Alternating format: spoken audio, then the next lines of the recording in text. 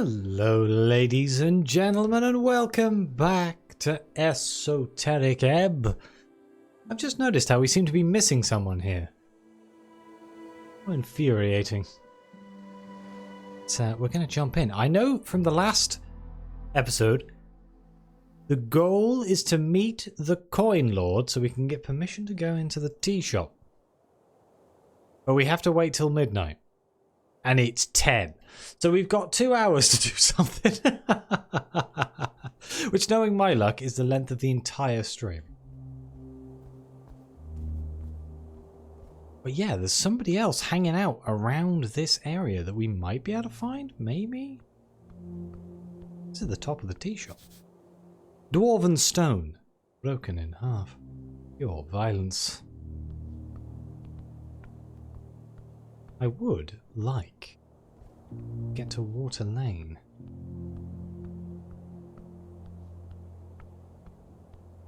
Oi. Hello, Show. Hello, Sylvie. Hello, Craft, and hello, David.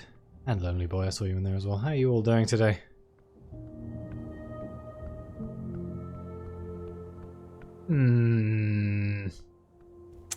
Where to go? I kind of wish I had a map. My sense of direction skills are legendarily dreadful.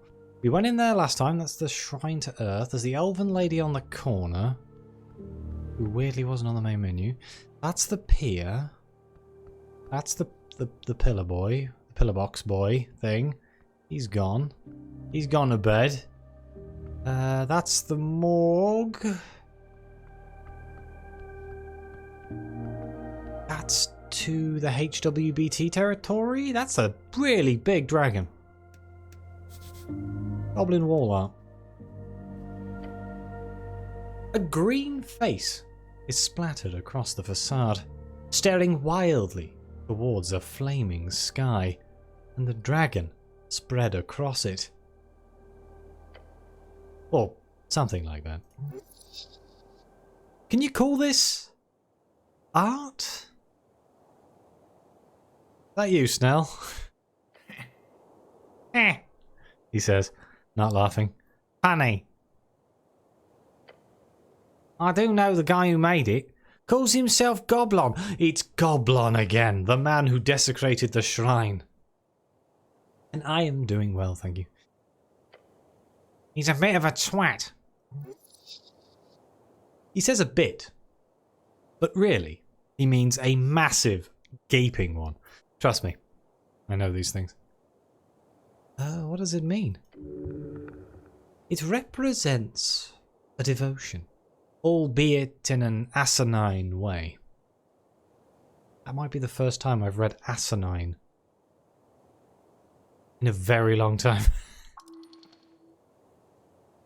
The coins stand for all the fat loot the dragon brought to her people.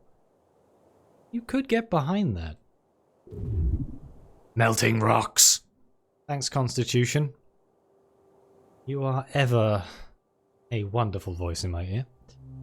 What does this tell me about the state of Norvik? Nothing, really. Oh. I didn't start early. I'm exactly on time. Thank you very much for the resubscription. Really appreciate that. That's almost a year in weeks. It's no time at all. I've been streaming for like a year, obviously. That goblins are artists. All folk seek a belief. They have simply made one out of this supposed dragon lady. A coherent thought from the red one. Impressive. They should worship Earth instead. There we go. Back to insanity. Place my hand upon the wall. I am almost dead. Oh no. Please don't die at the start of the episode again. Oh no. You take a step forward. The painted stone surface is smooth. There is no cheap dwarven rock. This is Gate-era architecture, disguised among the rest. You feel an esoteric urge to communicate with this object. Yeah, I'm good. Not right now. Hello, KG, how you doing? I don't think we actually explored the Goblin Garden all that much, did we? We kind of came back here and jumped straight down the pipe. As you do. Can I heal here? Oh. We are really badly hurt. I don't actually know how to sleep. Who are you? There's a man up there.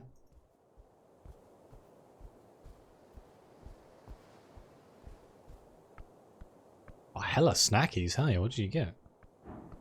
Anything exciting? An empty barrel. Wait, why does it say empty? It's not empty, it's got 8 crowns in it. And I found an extra 4 money. Hell yeah. Rich. Old, faded posters nailed to the wall. They're unreadable. Actually readable posters. They're still kind of old.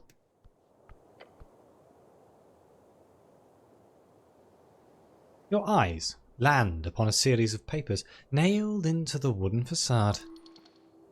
Getting out information to people? How do you do it? One possible way. Papers nailed on random walls. You'd be surprised how effective it can be. Some of them are torn and unintelligible. A few get your attention. This seems illegal. Advertisement requires strict approval from the government. Tear them down. Rip them up. Oh, look at the flyer with an owl on it. Oh. S. Yilan and Sons. Binders and lithographers. Everything from designing to engraving. Account, books, manufacturing. Water Lane View. 6th LW. Crispies, Oreos, ramen of a spicy variety, energy drinks, and oh, you didn't get chocolate milk? Well, why are we dancing in PJs? Do people do that? Do they get into their pajamas and then dance around? Again, I am proven to be strange for not doing this. This place would fix your ruined spell book. Oh, it's a prayer book, and yes, this place could help with that. More reason to go to Water Lane View. You people sleep? Why do seagulls never fly above the bay? Because they would be bagels.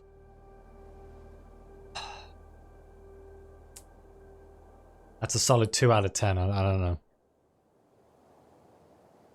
Look at the old one saying grand opening. You can barely read the faded lettering on this ink-printed flyer. Fly, a 3rd level transmutation spell. Causes the target to move themselves freely in all directions, ignoring any gravitational laws. The speeds one can reach with this spell are quite intense, and have killed many a wizard over the years. You would say that it's clawful? Like a crab? Well, that's a 1 out of 10. That's getting worse. Pawful like a crow? Oh no.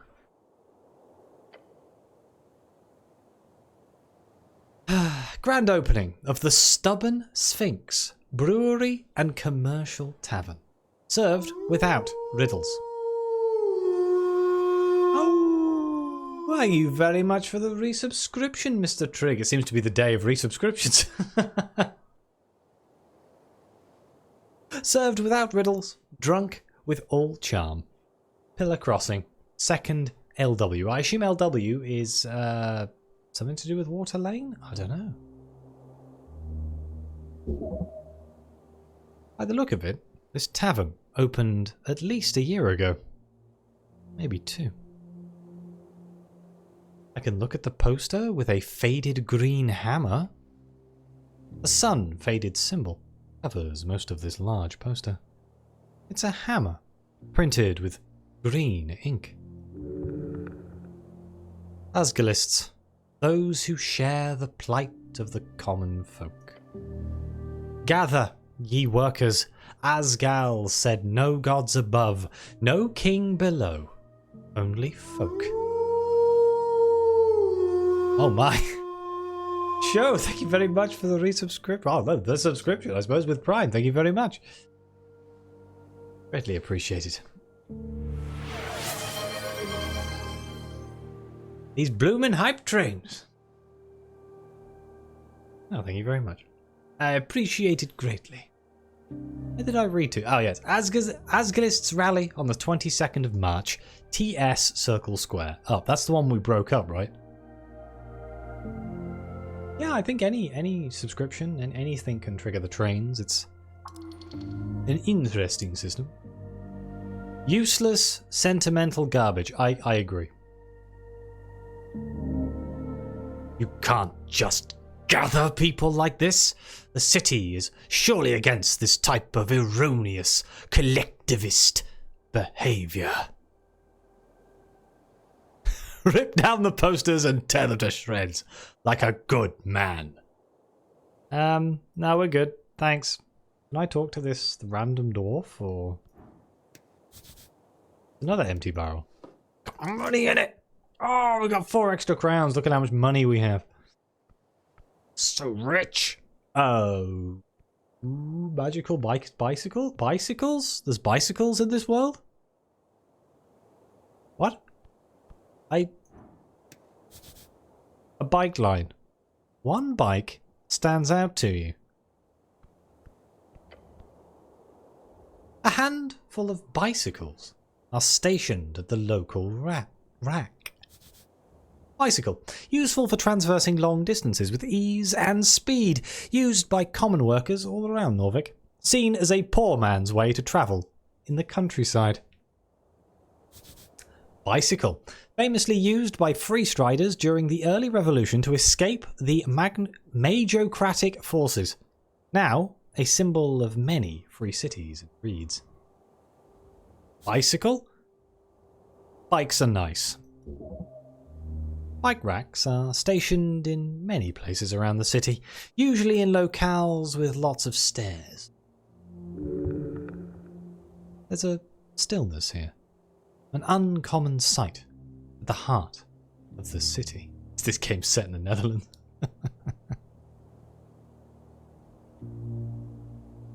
The developer is a it's from I don't want to say European because it might not be in Europe, but like continent. Maybe they're from a place where bicycles are super common. I mean, bicycles are super common in the UK as well, but like I don't know.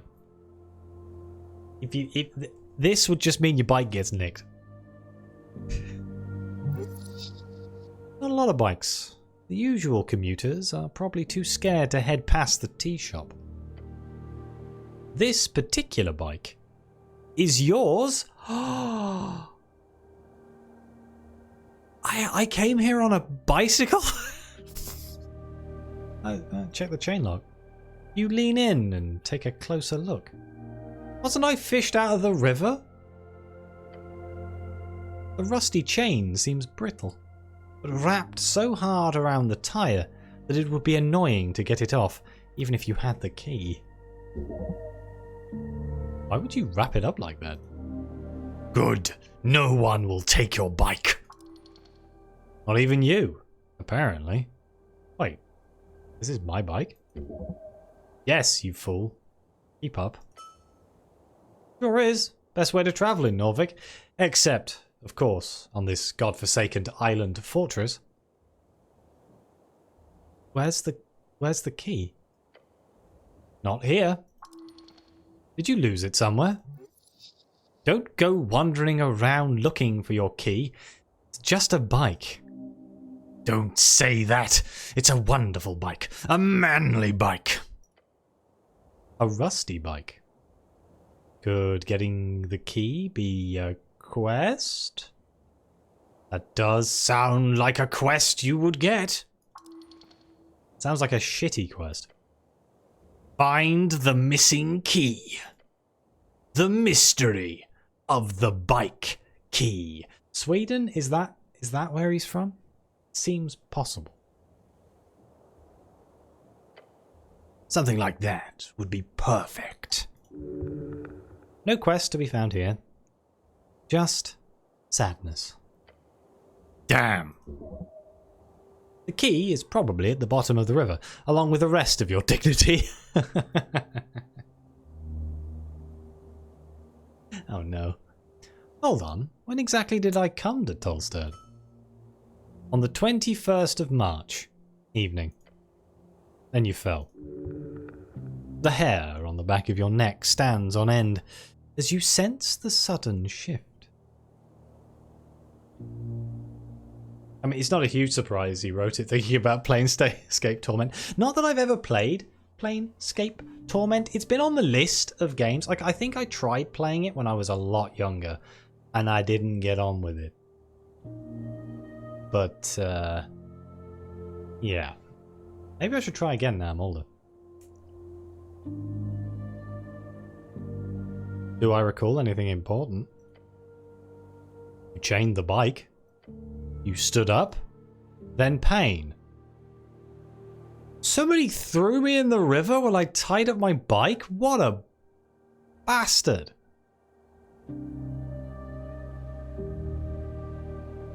This is where I fell into the river? The goblin glances over to the broken fence. Interesting. You must have had a lot to drink if you took a stumble like that. I do not consume alcohol. Yeah, sure. It gives you a curious expression. The expression says, how the hell are you alive? Considering everything, we better play it cool. Real cool. I'll handle it. I'm the cleric. He laughs. Few would question your devotion to being a cleric. 5 times 11 experience. Yes, of course. Cleric. He glances down to the river once more. You see anything strange about this bike, Schnell? The Cleric, is that the new Jason Statham movie? I'd watch it. I'd watch that movie. No, it's a bicycle. He does not care. You like bicycles? Not particularly. You want to know a secret? Not particularly. Okay, I won't tell you then.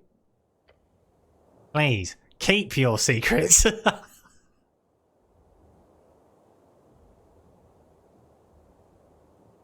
I love this bike. Uh-huh. If I remember where the key is, can I bring the bike with me? He takes a breath. First of all, don't ask me. You're an adult. Do what you want. Secondly, how the fuck are you going to take a bike around Tolstad? You gonna carry it?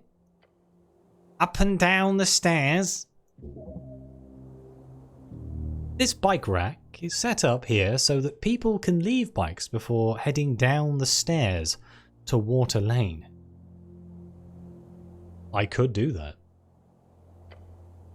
Oh, you could. Yeah. If you find a pocket bike, that's another thing. Pocket bike? Pocket bike.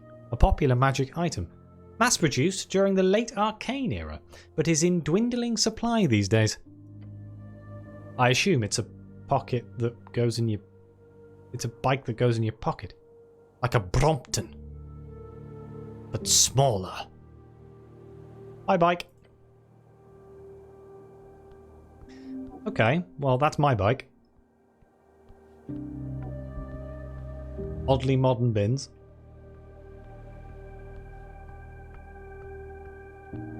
Bag of holding, but bike. Bag of bike holding. Wait, they said... Wait, what was that? A halfway bridge connects with the palace and the rest of southern Norvik. I'll go that way then. He said that the stairs were down to Water Lane. Is this down to Water Lane? But then this is where I came from. This can't be where Water Lane is. Where the bloody hell is Water Lane? Why are there red eyes in there? Sleeping or service, come back after midnight-ish. Damn it, that's 2 places I need to go midnight-ish. Hello, Nostalias. Thank you very much for the lurk.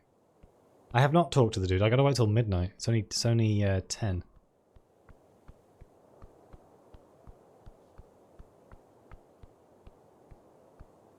I got my... How did I get here? Is it down here? No, because this is just...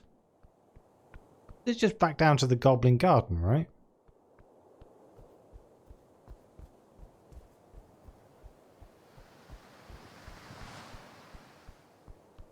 And this just leads me down to the goblins. So that's not where I want to go. I'm not lost. I know where I am. I just can't remember how to get to Water Lane. I must have got here through a transition. But I don't remember the transition location. I know where I am, though. I'm in Central Tolstow. Is it just through here? No, because this is just the mill. That doesn't help me.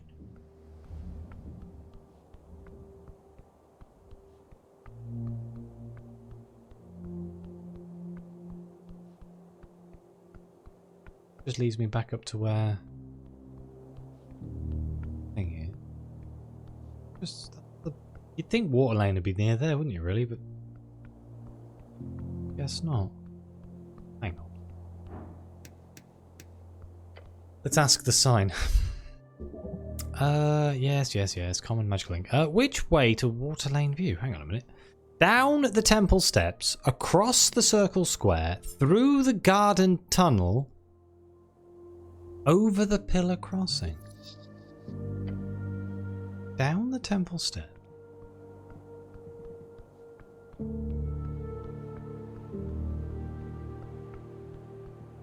Over the circle?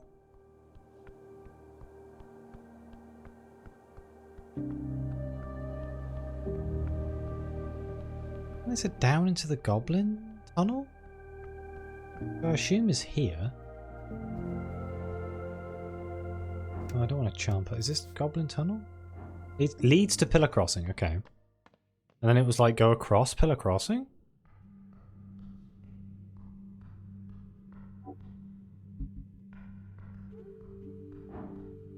Where's this go? The drunk sphinx. Hang on a minute. Have I been? Whoa! What is this? Oh! This place looks awesome. Hello. I guess I'll talk to them first. Hello, Nicola. You have returned, having tried marathon. What did you think? Miss nearly. 9. Not great. Another goblin. This one is looking to escape. Can I talk? Whoops. Wrong button. Can I talk to this one? The goblin seems to be playing around with the strings of her instrument. She's tuning it.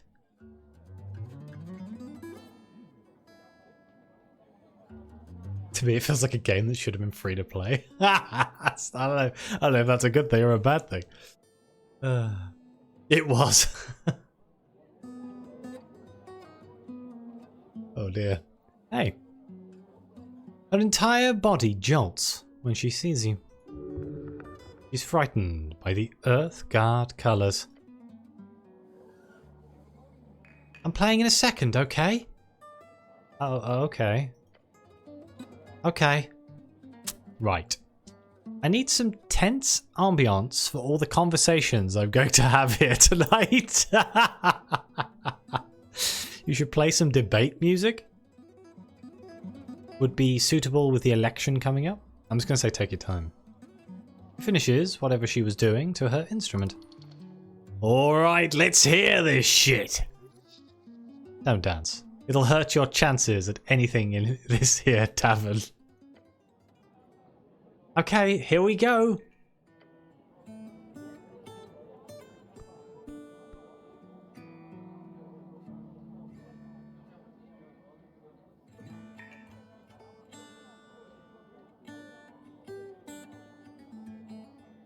I mean, it's nice.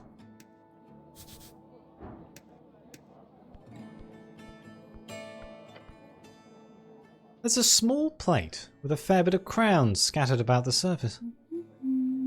Goblin glances at you as you approach the donation bowl, but she keeps playing. I want to donate crowns here. You do. How much though? Don't go overboard. She's an artist. They're rich. Like fuck they are!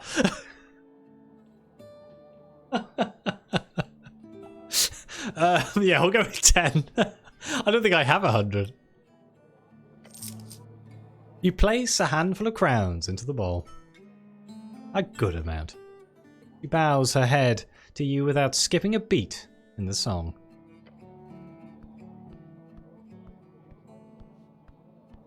Ooh, I talk to the barkeep? I can't talk to the barkeep? What do you mean? Hello?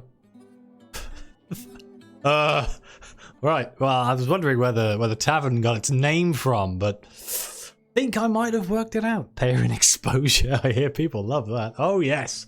Don't you just love it? Yep, brilliant. Oh, this is the orc lady, right? Yeah, Agent Vera. 18? Good lord. A traveller. She's not settled here. Her belief is weak. She does not use it. Her religion is power. Is she evil? No. Perhaps an arbitrary arm of an institution, but no mere puppet.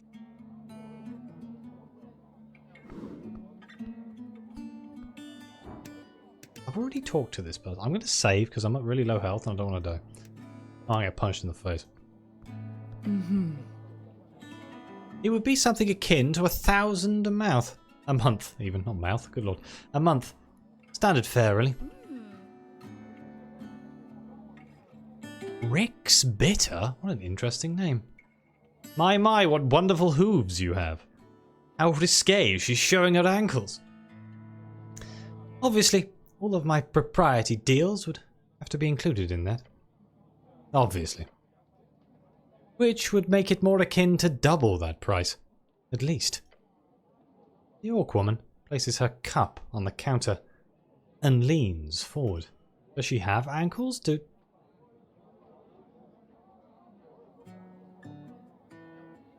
you have an ankle if you have hooves?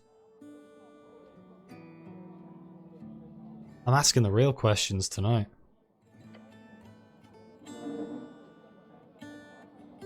Oh, biter? Rick's biter? That might make more sense. We hope you'll consider it. The fiendish woman behind the counter gives her a wide, sharp grin. Vera turns to leave and almost walks right into you. Oops! Eric, lovely to see you again, but I can't stop to chat. Do swing by Water Lane, will you?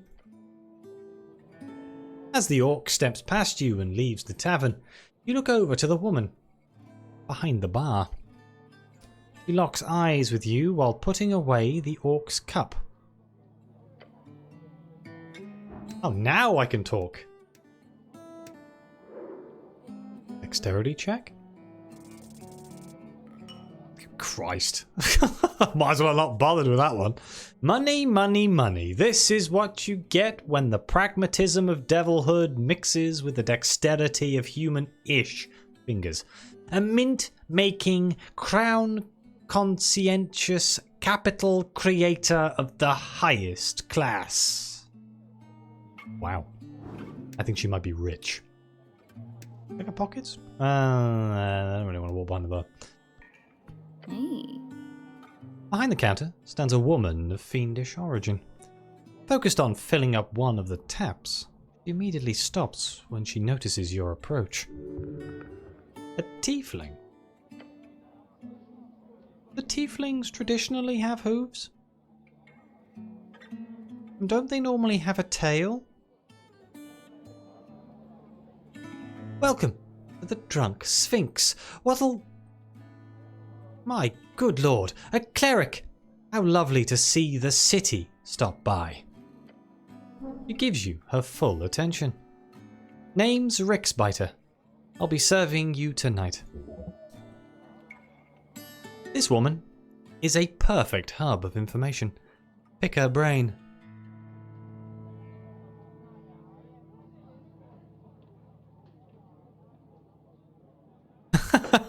Pointed her horns. How did that happen? I am the cleric of Novik. The cleric? Oh my. Aren't you a catch? Oh no. Actually, I need to make it clear to you that I'm not a cleric. You're the tavern owner. Do you have a bunch of information that could help me in my quests?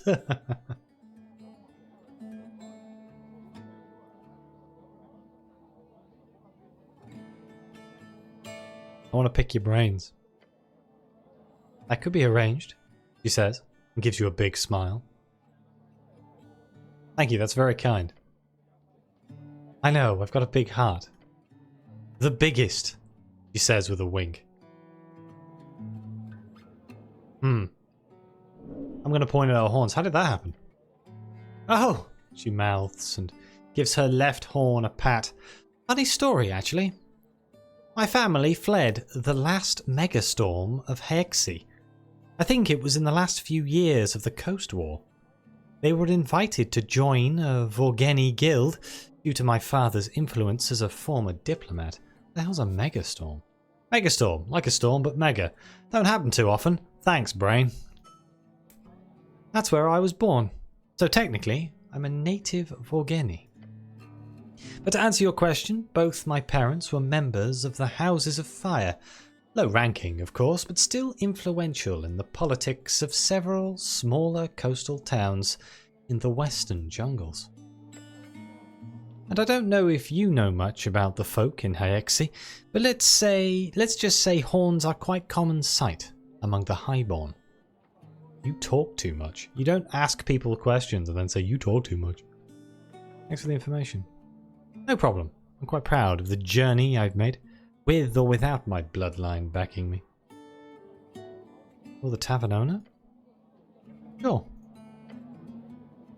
If there's anything I can do for you, just ask. I know more than most in this sprawling city of ours.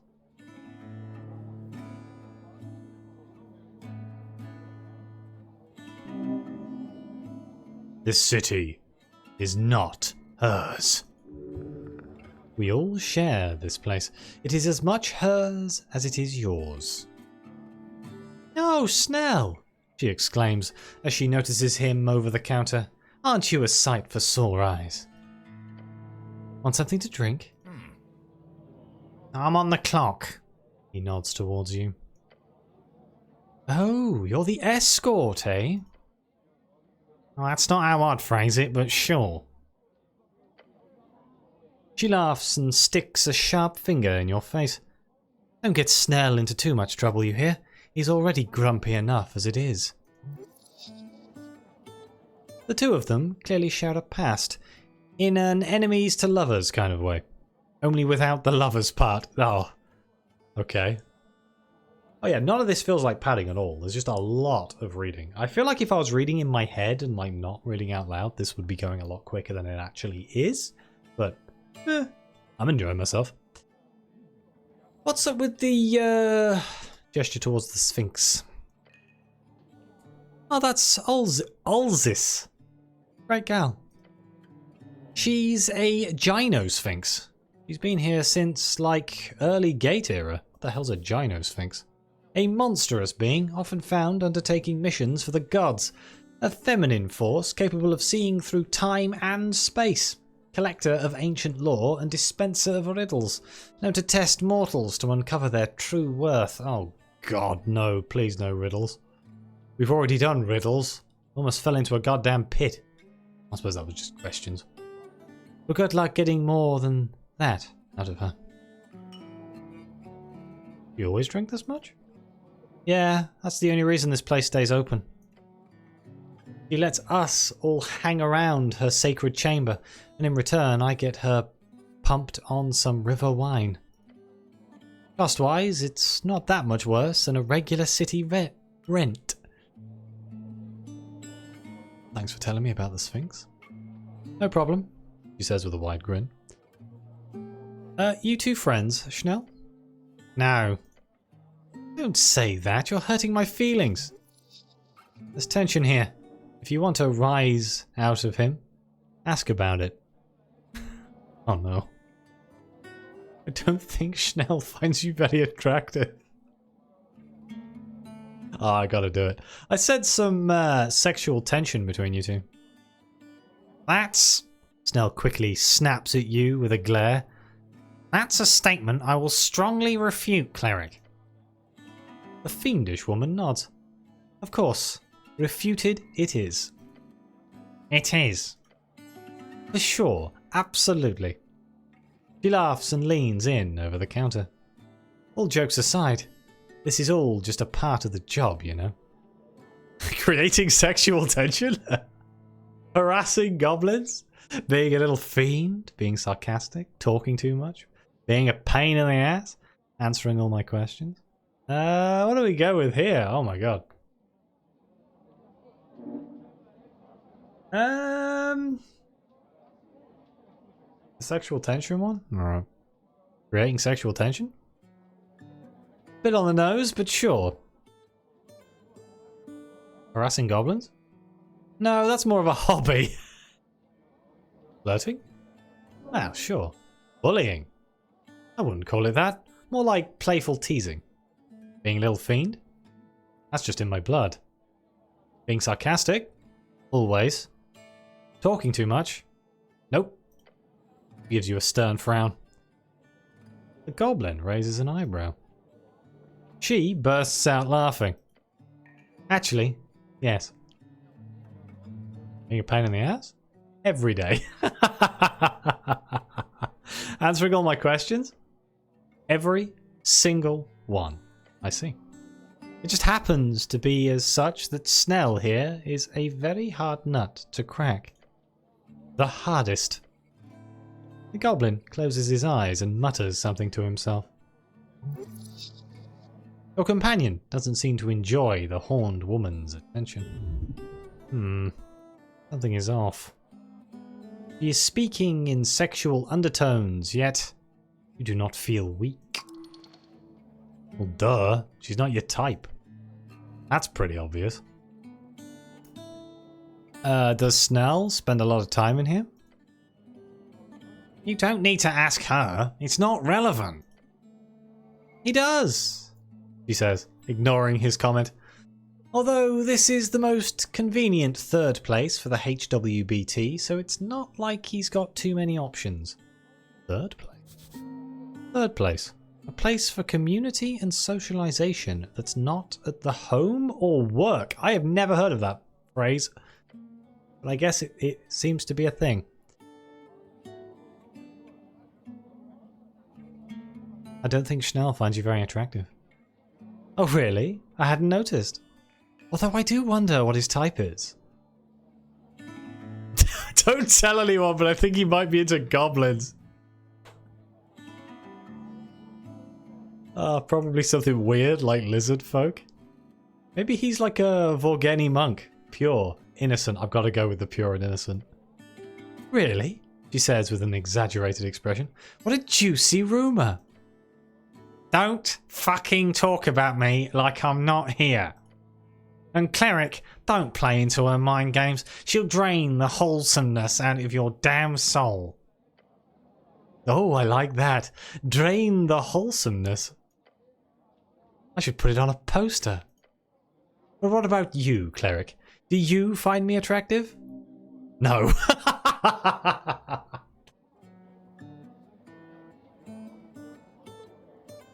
Thanks, internal brain. Lovely.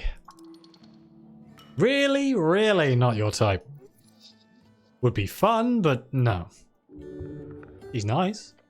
A good woman, but no.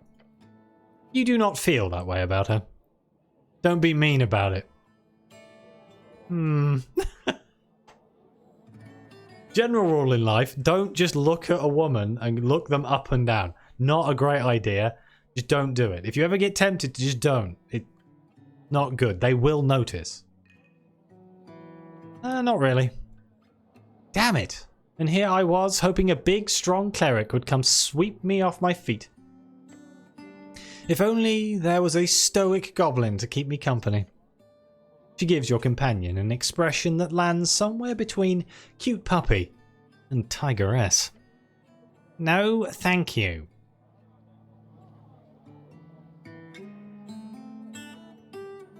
Right, got some other questions.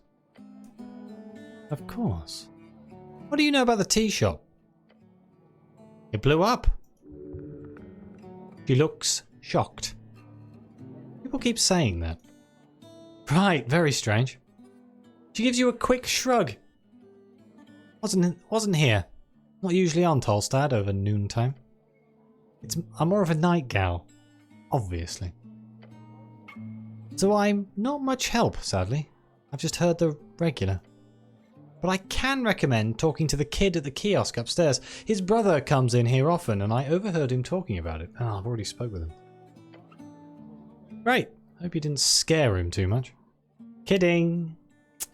Can you tell me about the owner of the tea shop? He's a big bird, I think. Drummer? He's a real piece of work. Like, I'm impressed that he kept that tea shop afloat for so long, but... Look, I just know the rumours, okay? I love rumours. She leans in with a smirk. Same. Drummer kept the tea shop full of Asgilists. Mostly young ones. But supposedly he'd been working with the Freestriders on the side. Like some kind of spy. He laughs. Could you imagine? Does he come here often? Nah. Or well, yeah. Is that a maybe? Look, I see him around, but he's not a regular. But when he does show up, he's loud and wants to perform, you know? He gestures drumming on the counter. Not the greatest patron. Do you think he blew up the tea shop himself? No. She shakes her head and repeats her answer. No, that bird couldn't make a ballsy move like that. Now run away from it, for sure. That's what I'd expect. And indirectly, I'd be surprised if he's not at least a little to blame. Where do you think he's at? Well, I do remember him mentioning something of an escape plan one time. Really?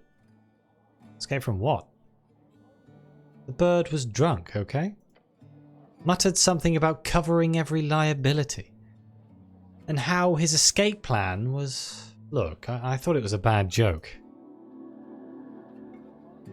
But he said, from what I can recall, that his plan was to sneak into a crate and ship himself to Reed's.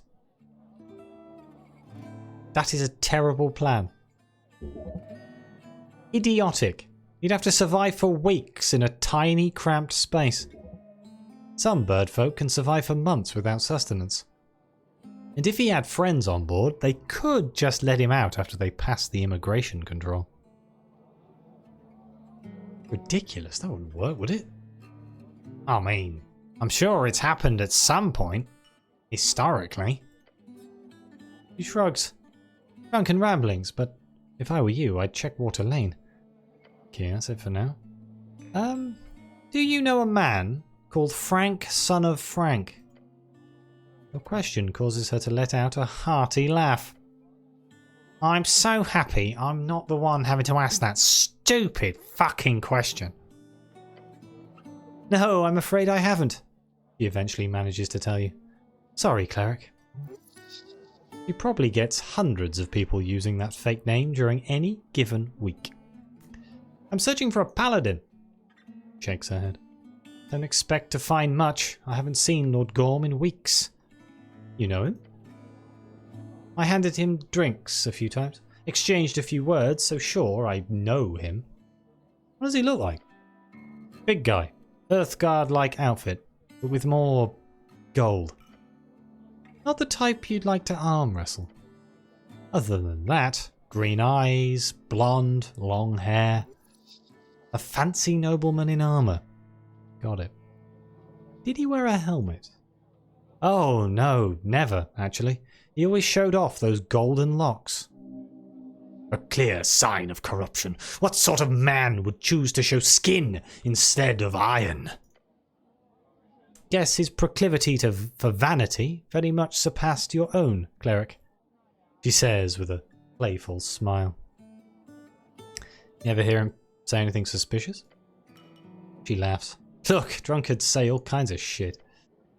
Can't read too much into it. You hear? Mostly a bunch of ranting about how every single political entity in the city should be burned to the ground. Some typical pro-human slogans, you know the stuff. So Lord Gorm's a fascist. Got it.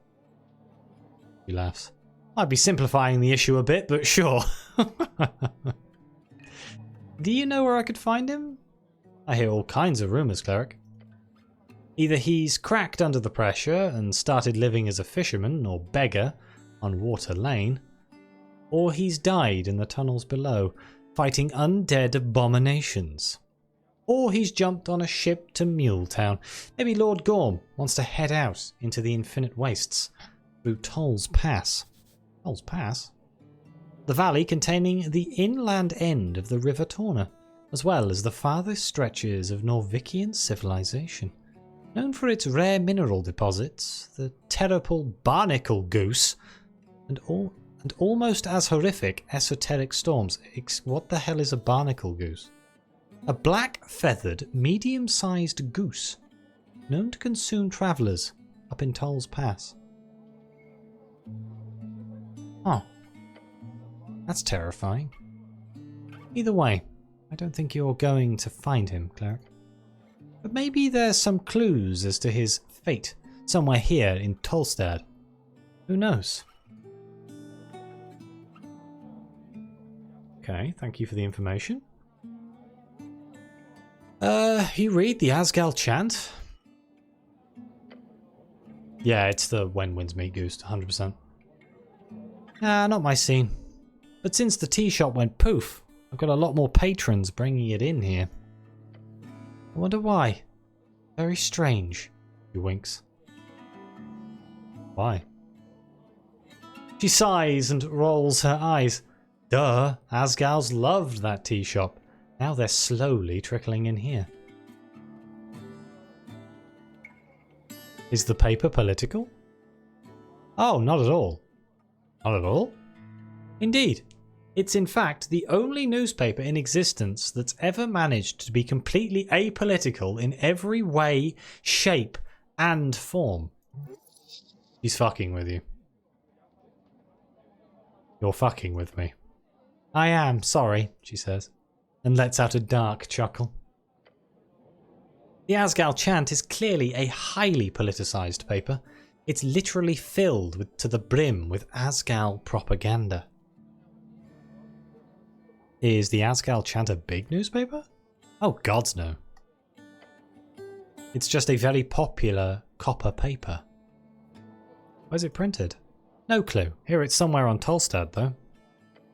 In some dark corner, probably, by by a group of angry dwarves, I imagine. Who writes the articles in it? He shrugs. A group of angry dwarves? Look, there's a reason why nobody knows anything about this damn thing. It's illegal. Whoever's printing it doesn't have a license, so the city keeps trying to bust them. It's sort of funny when you think about it. What do people think about it? That it's ridiculous? You've got the third largest political paper in the city and it's printed in the shadows. Nobody knows who the chanter is and every article is just signed off as written by a concerned citizen. It's very dramatic. But other than that, people either hate it or love it, depending entirely on their politics. Is it a magical newspaper? No, it's just a very cheap one, printed and distributed in mysterious ways. So, just illegal then. Oh, very illegal. And they've run it for like 2 years, I think? Crazy long time. Will be one hell of a story once they get caught. If. Well, I want to know about the paper. Who are you voting for in the election? That's a cheeky question. Don't worry, I will not repress your political opinions. You don't have to tell me if you don't want to. Well, if you're being so nice about it, then I'll have to. She clearly loves to talk about her own thoughts and opinions for days. So, you've made this woman very happy. Early on, I thought about voting for the Agricultural Party. They had a big focus on small business owners. That's me. But obviously they moved over to a bigger worker class focus and are now completely swallowed by Asgalism. So now I'm leaning toward the Freestriders. They want to build up the economy and increase trade, which will directly make my life so much easier. Plus, it's hard to ever vote for the Nationalists when they want my kind to be the second-class citizen. And the Freestriders will let you buy your way to first class, or what? She gives him a half smirk. Something like that. You like the Agricultural Party? Oh, I'm assuming it's like the Farmers' Party rather than the Green Party. But then again, is the Green Party? Like the Asgalists are the Greens in this game. So that's basically the Communist. Liked. They had a neat manifesto, okay? Freedom of movement and business type shit. Why not vote Green? She holds up a hand and gives you an incredulous look. I like to keep my profits. Duh. Your companion scoffs. You're a Freestrider then? Hey, just because I'll vote for him doesn't mean I'm dedicated for life. They happen to be the most useful for my business. Nothing else. Why would more trade make your life easier? He looks around. Tolstad is already a hotbed for travellers coming in from all around the coast. If the tariffs are lowered, especially between Riedison cities, we'll be seeing twice as much traffic on Water Lane. That means twice as many patrons. I might even have to expand. Sounds to me like you don't understand the nationalists. I think she does. Fuck fascism. Yeah! She enthusiastically meets your hand in a satisfying smack. Oh shit. Hell yeah. That's all politics for now. Tell me about yourself. Please do dive on in, cleric. Anything in particular you'd like to rant about? Tell me about your business. My favourite topic. I've got several businesses, in fact. Some people call me a bit of a serial entrepreneur.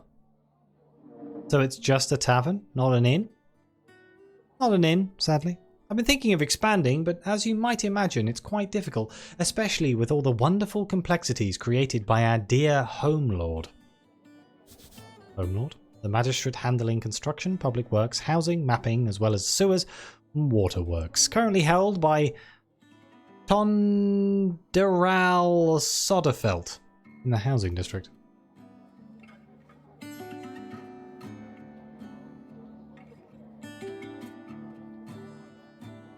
If only the city held another city below, Crusade, then I might be able to dig out a few rooms. But for now, this is just a tavern.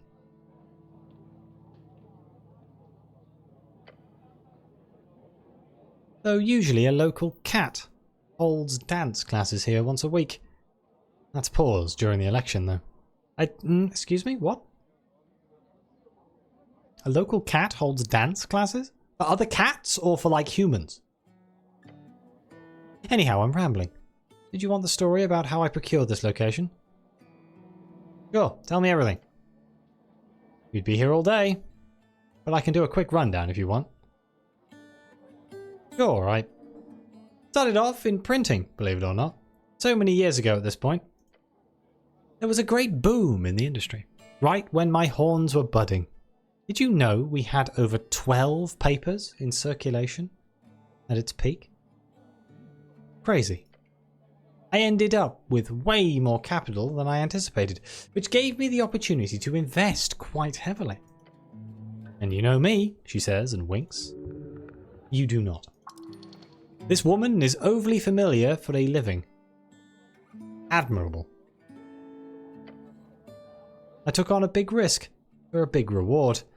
A little bit of agriculture, a little bit of politics, signed some deals with the Free Striders, some with the agriculturalists, or whatever they call themselves these days. My main business today is actually textile manufacturing. Started a mill 2 years ago with the most inspirational woman you've ever met. Suffragettes, widows, immigrants, or Norvikians alike. Suffragettes. Suffragettes, an activist group formed by dwarven women in the early days of the suffrage movement. When human women began joining the group, they eventually won over the palace and universal suffrage was ordered.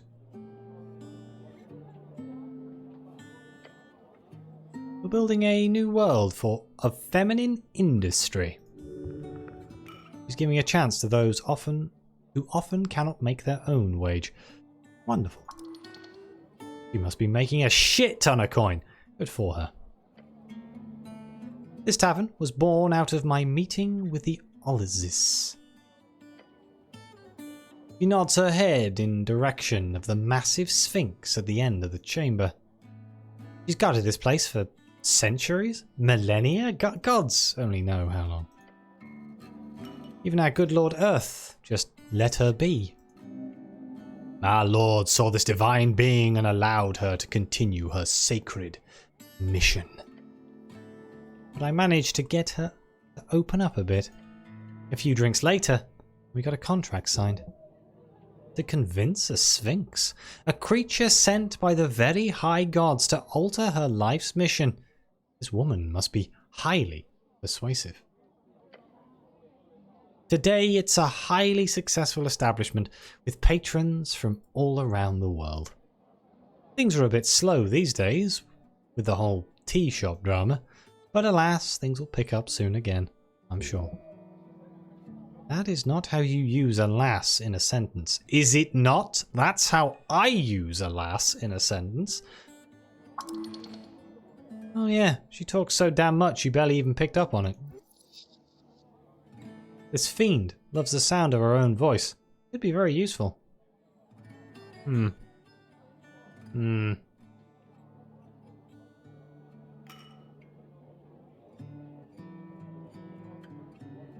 feel like I'm going to run out of time in here before midnight. You devil or demon, fiend? I don't want to say that. How did you end up here? What did she say?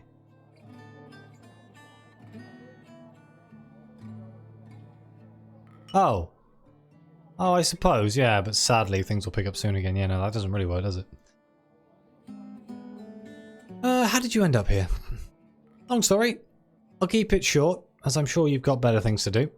Essentially, family from Haexi was born in Vorgeni, raised in Reeds during the worst of the revolution. Left my family behind and came here to start anew. Now I'm building businesses left and right. Ascan is a wonderful land full of promise. I love it here. She leans in and smirks.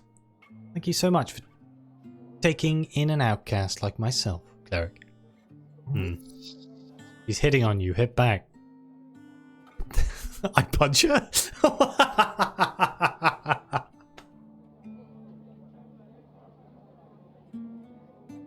Oh, Christ. I flirt back. I do not answer for the Visa and Immigration Guild. You're welcome, citizen. Oh, Christ. All of these are terrible. I'm going to go for the I do not answer for the Visa and Immigration Guild. Yeah, I know. I meant on a, like, cultural basis. I've always felt very welcomed in Norvik. What's your mother's maiden name? Am I... She squints. Am I allowed to say that? Isn't that a curse thing? Like knowing the true name of a devil or something? No, it's the name of your mother-in-law you should keep secret. Really? No idea. I mostly just make shit up. Alright, well... Let's just move on and I'll keep that a secret just in case, okay? She winks at you. Fair enough. How do I get to the Undercoast? I don't know. He points downwards. Head down until gravity flips. Never been myself. Gravity flip. A powerful esoteric effect keeping a perfect gravity balance between the coast and the undercoast. Also used as the name for the specific layer in which the gravity flip occurs, which is around 3 to 5 miles beneath sea level on both sides. Alright, no more personal questions. That's it for now. Thank you, citizen. Good God.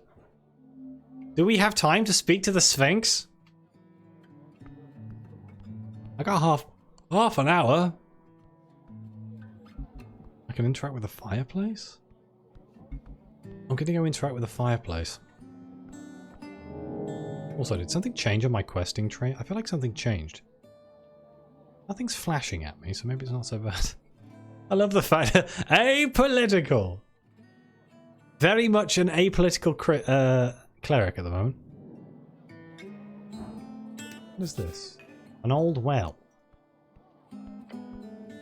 You approach the old well. It's dry. And very, very deep. Why is jump? Why is jump? Why would I jump? In what world would I go jump?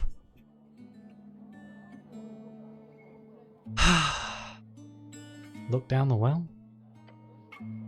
You see only darkness. Is this a wishing well? No. I wish I was the greatest knight in all of Ascani. Nothing happens. Won't you look at that? That must mean you're already the greatest knight, right? My armor. He's making fun of you. I did just save. Excuse you? You're doing what exactly? I'm jumping down the well.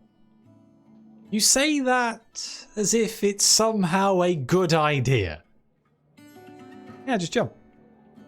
Schnell grabs you. No. That's a bad cleric. He wrestles you back away from the deep, deep hole. Oh, but Snell, I wanted to jump down. Not on my watch. If you want to die from rapid fucking dungeon dissension, do it on your own time, arsehole.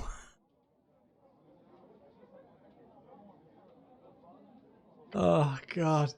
Now, this is going to be one of those ones where it's like, do you remember in Disco Elysium where you could only do certain things when you got rid of, oh God, what was his name? Your partner. You had to like get rid of him to do dumb stuff. I wonder if it's the same with Schnell. We've still got half an hour. The well interaction only took 4 minutes. So let's talk to the giant Sphinx. Ulzis, Vault Guardian. Oh, Christ. Thousands of years spent guarding a hole in reality. Remember, her perception is beyond your ability to conceive. For her, a day is a fleeting moment, unless you make it memorable. Kim, that's it. Whoops.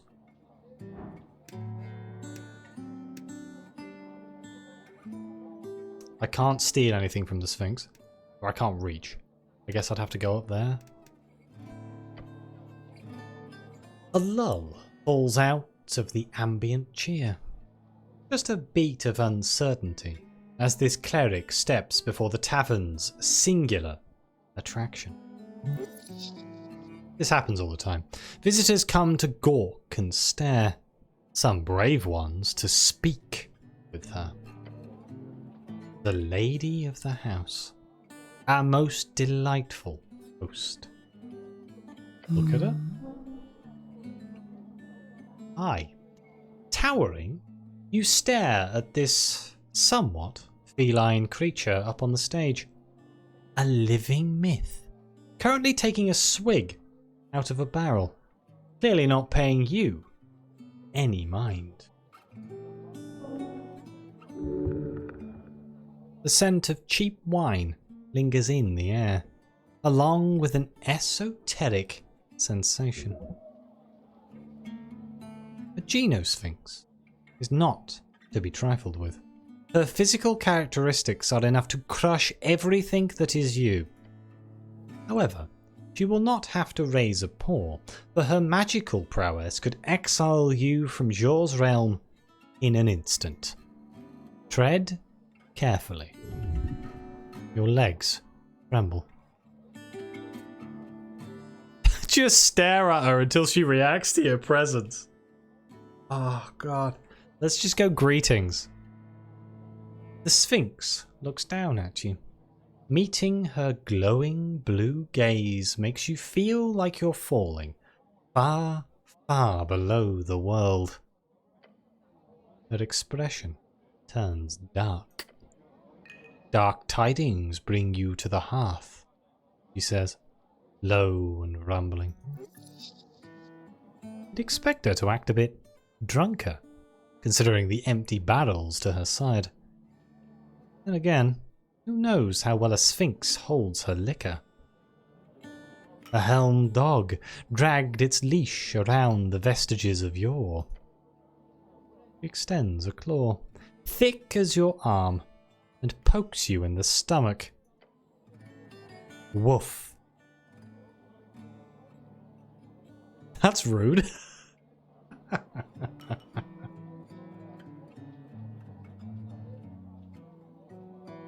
Do I just say woof? Yeah, I'm gonna woof back. Her expression grows lighter. Then she lets out a deep breath. It smells like an old basement full of booze. She liked that. Somehow you've appeared witty to her. That sort of joke only works once. So no barking. If you want her attention, you must do something remarkable. She takes another sip from her barrel, not looking at you. Watch yourself, cleric, he whispers to you. All this isn't one for idle chit-chat. Turn to Snell. You know this Sphinx? He shakes his head. Every night there's a drunk jackass that asks for a riddle. She usually doesn't hurt them. It's fine, Schnell. I can handle this creature. Point at the Sphinx's head. Oh, a riddle. That'd be fun. Thank you, Schnell. Did you not hear me? Hello?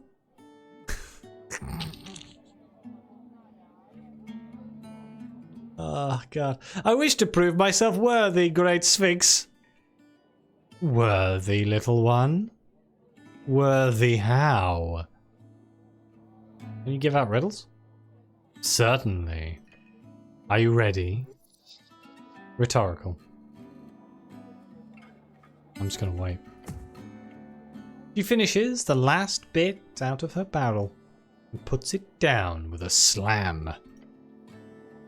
Then the Sphinx leans in, hissing. Once I had the sun's favor, my creed, cling close, the wall. Matured in shadows, I've witnessed empires rise and fall. Once left in silence, now the life of the ball. She raises her paw and gestures to the open chamber. Yet I remain Oh, my brain's doing that thing where it's like it knows how to say it, but it's going to say it wrong. Route? Thanks. Of remembrance. A history's thrall. What am I? Easy. A lovely poem about a life's journey. How time changes all, even the simplest grape. Your companion smirks and gives a little chuckle. He knows. Intelligence, you don't get to go easy and then make me pass a 19.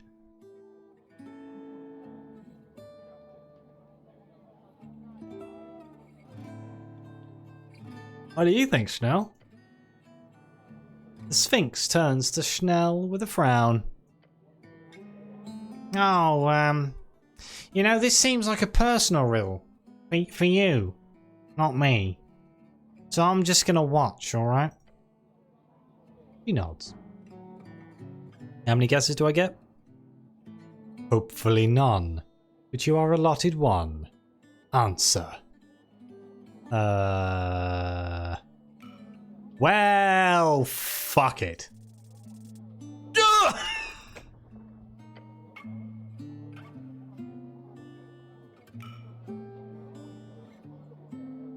You know, I'm starting to realise that I fail every single goddamn roll with the stats that I'm actually good at. Every single one. How is this possible? I swear.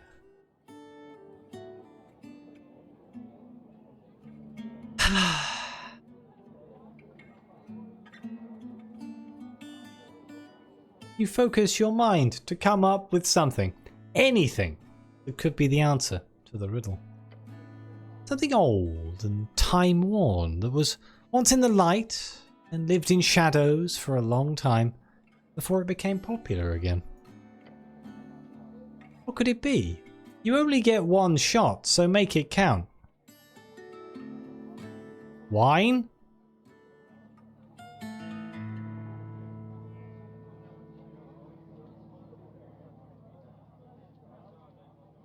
The problem is, because I failed the roll, I kind of feel like if I say it, it's going to say it's not wine. I'll look around the tavern to come up with something else to say. I'm going to say wine. Wine? Gives you an intense stare. She's totally going to eat you. Time for a fight. She is strong, but you will defeat her handedly with the power of a hero. Fool, there is no fighting a gynosphinx in her lair. If she wants you gone, then you will find yourself 1,000 feet below the surface of Lake Kuja. Lake Kuja, a saltwater lake found in the jungles of Aexi, connected with a similar lake found in the undercoast. Many argue it should be considered one body of water, the only one of its kind to pass the gravity flip beyond Jaws Sea itself.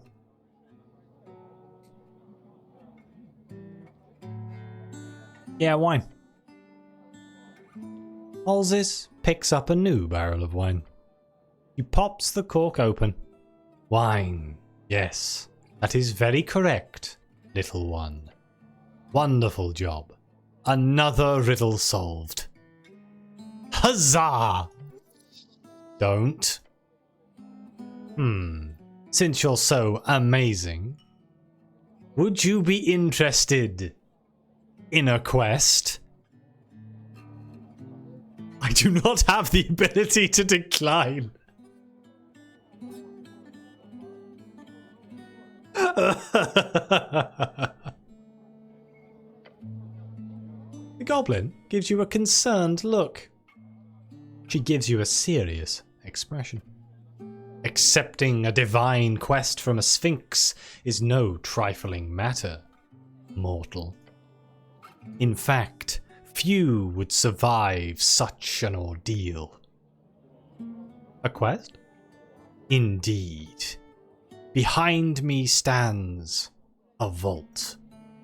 It opens only to those worthy. She leans her massive head downwards, close enough for you to smell the wine breath. To prove worthy, you must solve my most ancient of riddles.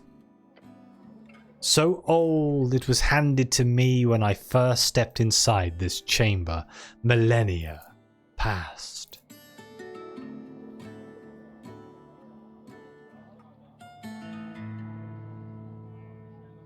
I am kind of thinking I don't have time for this, but yeah, I'm pretty great at questing. I'm sure you are, little one. Your companion whispers to you. You're going on an epic Sphinx quest now? Sure, why not? Not like we're on a job or anything. Turn to your companion and whisper, this is important, Snell. Maybe to you. No, really, it's very important to the job too. Convince me. It could grant me esoteric knowledge, or like The tea shop? He sighs. Fair enough. Look, I won't stand in the way. Just don't waste too much time on it, okay? The Sphinx stares at your companion. A hero must face adversity during his quest.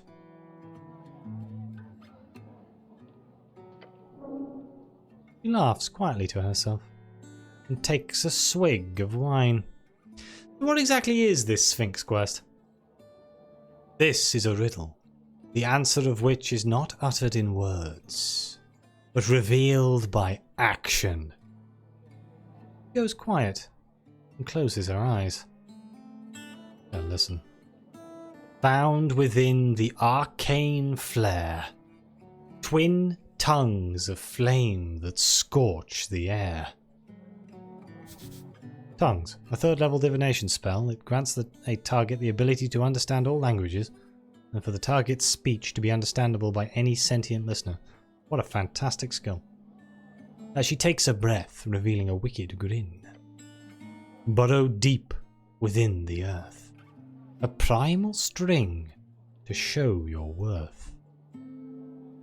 Then she leans in, almost whispering those final words. Oaken gods in thronging herds, a man divine, alone, howls his words. That is intensely vague and cryptic. It's very vague. The answer is not something you can speak. She uses a massive claw to grab something from her pile of stuff and tosses it to you. Tavern key? Once you understand this riddle, return here. You can only solve it during daytime, alone. We wouldn't want anyone else accidentally figuring out this riddle, would we? He glances at your goblin companion. The goblin groans. I am not interrupting the job for that. Do it in the morning or something before you pick me up. The Sphinx chuckles.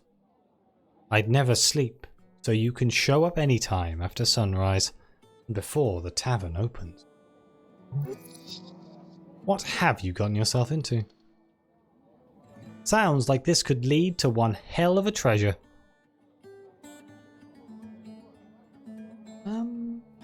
I can attempt to flirt with the goddamn Sphinx, really?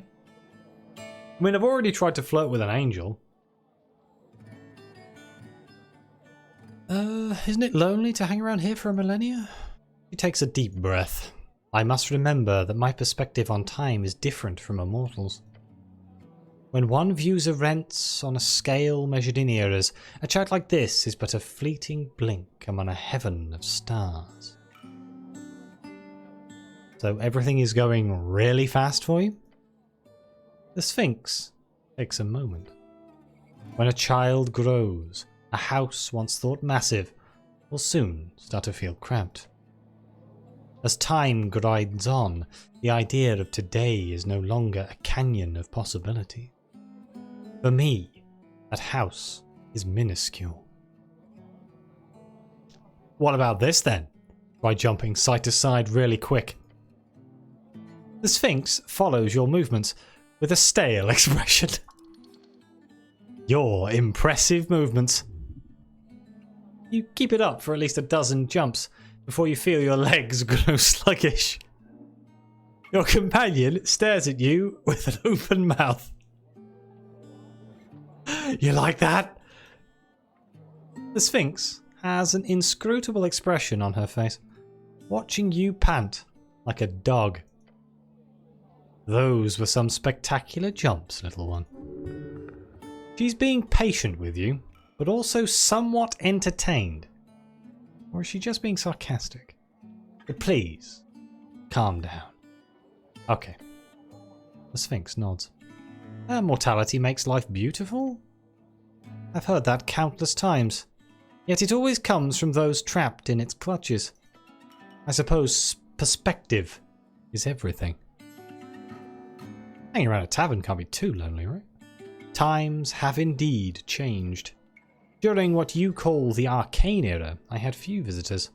These days I am inclined to enjoy the life surrounding me, even with its occasional annoyances.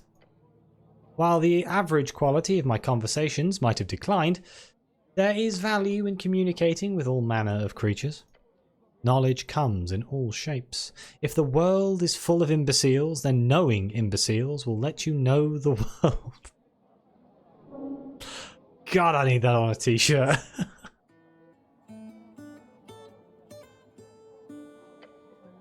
And if that is the case, then how many of those people truly can be called stupid? But I'm not an imbecile, right? He stares at you for a long while. Of course not, little one. Whoa, that could have hurt. She says that to everyone. So there's no dude sphinx in your life then. Her expression changes subtly.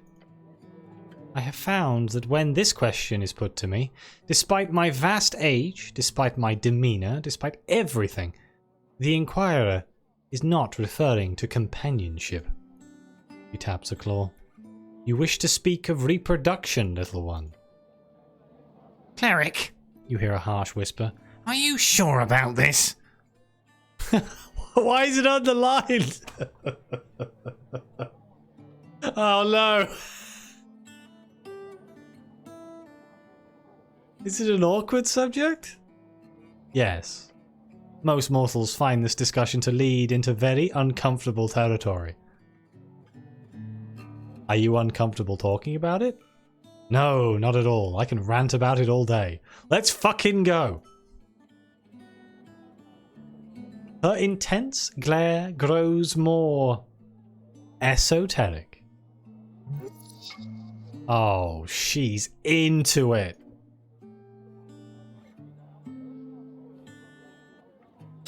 Oh no.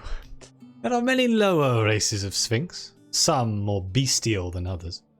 Apart from often serving lesser purposes, they also share a common characteristic. She frowns. That was the Sphinx equivalent of spitting on the ground. They are all male. How dreadful. Indeed.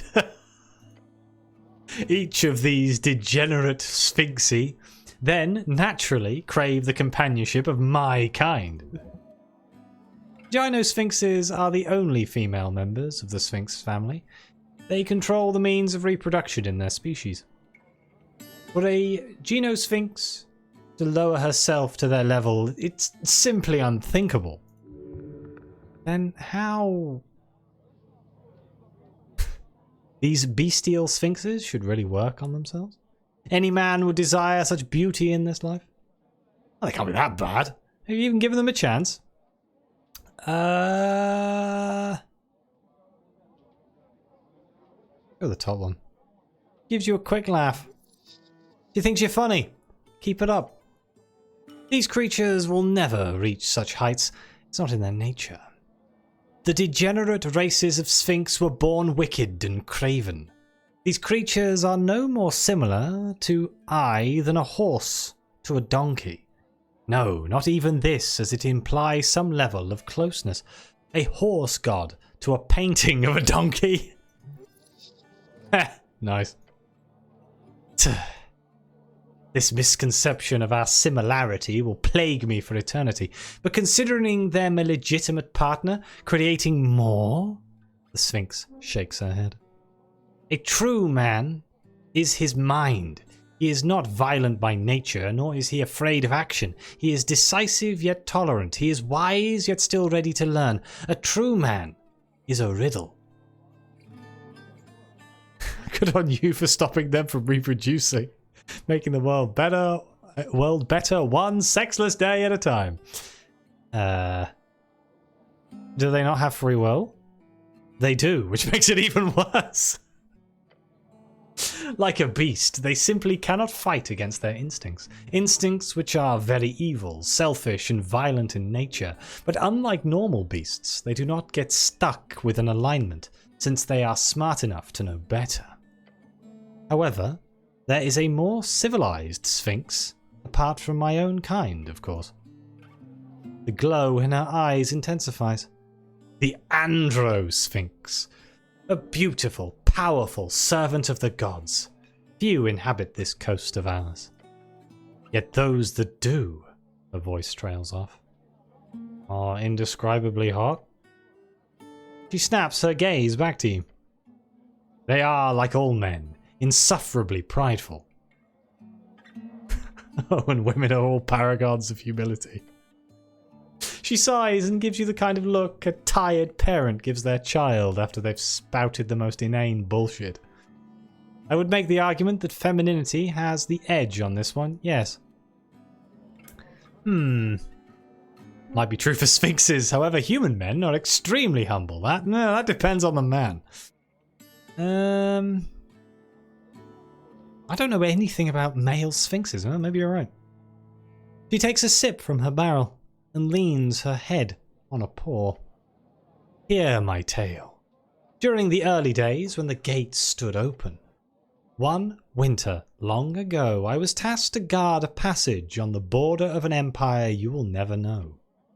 That empire's goddess sent an Andro Sphinx to guard the very same passage. His name was Trembelem. Our meeting was by chance and by fate. You were both sent to guard the same gate? Not the point right now. She wants you to listen, nod your head, yada yada yada. We had the same mission, sent by different powers, a simple mishap. Trem was a gallant specimen. He spoke with the air of grandeur and purpose. It was easy to spend hours in his company, days, then months. Though we became increasingly physical in our relations, our conversations steadily became more stale. After years of sharing a lair, I sensed a bitter tone gnawing its way into every interaction between us. He would berate my every action. He would go on month-long hunting trips and come back empty-handed. He would end every philosophical discussion or debate, even those we had with visitors, with snarky comments. Tell me, with whom do you believe this venom originated? Which one of us would be at fault, so you say? Considering your general stance on masculinity, I'd say you. Oh, Christ. Maybe you two just weren't compatible? I'm going to go with one in the middle. This is the one that would make her agree with me, though. So do I want to keep, like, making her agree? Or do I want to actually put up an argument to this conversation? Obviously, you can't say the first one. Which, it could also be true. Pick one and accept your fate. You coward. How dare... Such a bad idea. She could crush me with a finger. I feel like it's not worth it, you know? Alright, I'm just pouring a drink. Yeah, I'll go with the middle one, I guess. I feel like that's the most middle ground.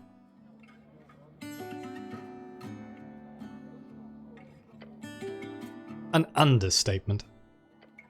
I pushed for him to tell me where this irritable act of his came from. After many long arguments, he relented. Guess. Guess what Trem confessed to be the cause of his toxic behaviour. He had a thorn stuck in his paw. He was bored of the relationship? It's not a sex thing, is it? I don't know. He was bored of the relationship? She laughs. Not even that. She takes a big gulp from her wine barrel. He said I was arrogant, that I could never be wrong, that I was stubborn. Ah, well... Don't say that out loud.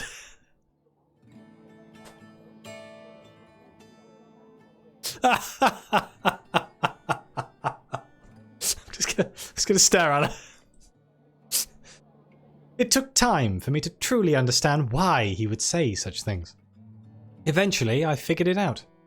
Trem was intimidated by me. For the half-century we spent together, he never once could keep up in our debates. He never could solve my best riddles, nor even understand many of the most basic of philosophical topics I brought up. I never had a problem with this at all. It was endearing to watch him struggle. I never would have assumed such a magnificent man would succumb to the lowest of sins.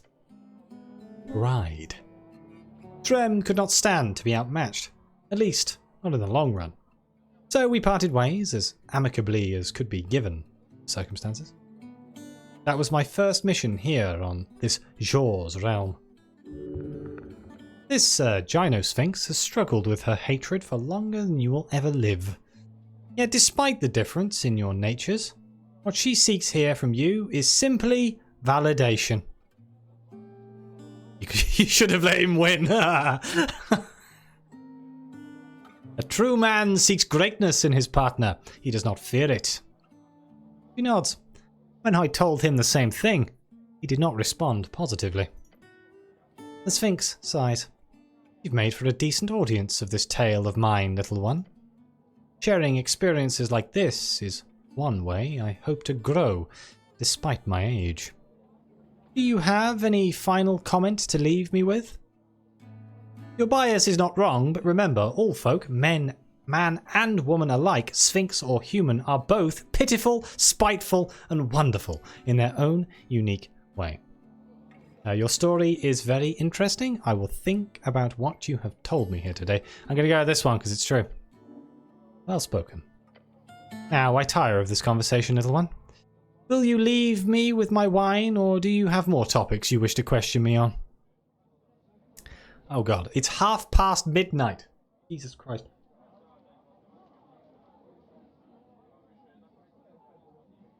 Oh Christ. I probably could romance her, but I'm not going to. I'm not enough of a furry. Is this tavern your lair? Or your lair a tavern? She lifts the barrel to her lips and holds it there for a moment. Eventually she lowers it and says, "That is indeed a riddle worth pondering." Can I ask why? Why what? Why a tavern? I was convinced. She glances at the pile of wine by her side. It was not a battle quickly won, however. Rick's biter worked tirelessly for many an evening to argue her point. Eventually, and completing a few quests on my behalf, I let her rent out a part of my lair, but only for a century. Oh, is that all?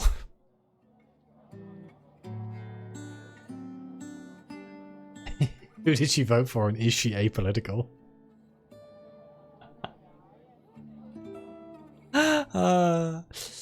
Do you like the hustle and bustle in here? I'm content for now. Has anyone ever tried to fight you? Yes, alcohol tends to lower risk assessment capabilities among mortals, which sometimes ends with violence. Always from a man, strangely enough. I do wonder why. Not always. You've seen some feisty women during your street watch days. You a big drinker? I partake. It does little to affect me, but the taste is lovely. You've never seen her sober, so who knows if it's true. Must cost you a lot to get all this wine. No, Rick's biter procures it all for me. Such lovely river wine. Takes another sip. I've grown to enjoy the taste.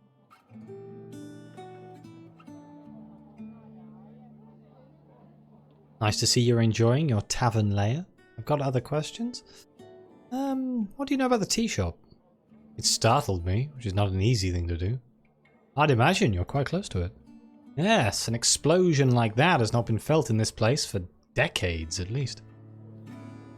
Stay quiet for a few seconds, then jump towards her and yell boo. Why would I do that? Why would I do that? Boo! No, understandable. Yes, it reminded me of our darkness. What your people call the Fade era. Fade era, the second out of 5 eras. When Yor went silent and the ancient terrors were slowly replaced by those in charge today. This is when humans first arrived, for example. It was a time just before I was tasked with guarding this vault. Then, the Molluska, Tolin cattle, often bargained with me for divine knowledge and assistance. I liked those snails. They were good company. I was saddened when their city melted under Esoth's fire. The crackling of those flames, the terrible force that ruined everything in its path. Flames of many colours. Those thoughts stirred in me when I felt that explosion. Old magic.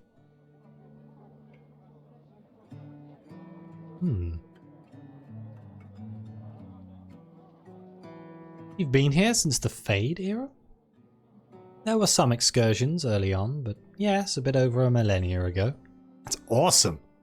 Thank you. Thank you? Question mark? Snails? He nods. They built the first city here. From what I know, you've walked their streets, little one. Can you tell me more about these folk? A bit, yes. They were masters at wizardry, far before the Arcanists, or humans for that matter, even arrived to Yor's coast.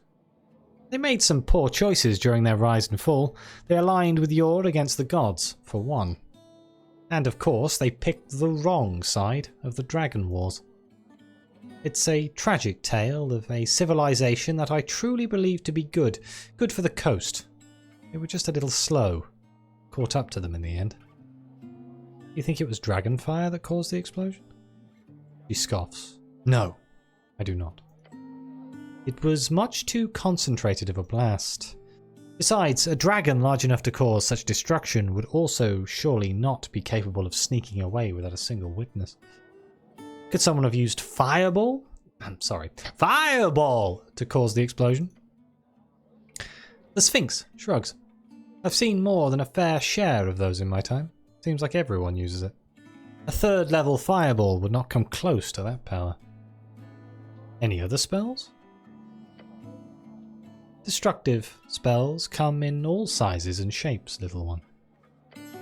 But there's a saying among Arcanists that any spell made to cause damage is just fireball in different clothing. So who knows? I'm sure you'll figure it out. Can you tell me about Esoth? I'd prefer not. His terrible reign is a topic left out of polite conversation. Whenever you see the flaming mounds upon the burned coast lit up in smoke and cinder, you will know his will has not gone away. Not for a moment. Flames of many colours. Blue, yellow and purple. It is said if you can see the purple, it'll be the last thing you do. Either from blinding or merciful death. That's all for now, thanks. What are you voting in the election? I am not. You're not apolitical, are you? What? Why? She shakes her head. I cannot leave to vote, I'm afraid. Even if it was my business to leave an imprint on the affairs of mortals. You can't leave here for even a minute or two? I could, but that would break my divine quest. Understandable. You cannot do that, ever. I would not have expected a mortal to understand. Interesting. If you could leave, what would you vote? Oh, I don't know. She points a claw at you. What would you have me vote for if you were in my shoes?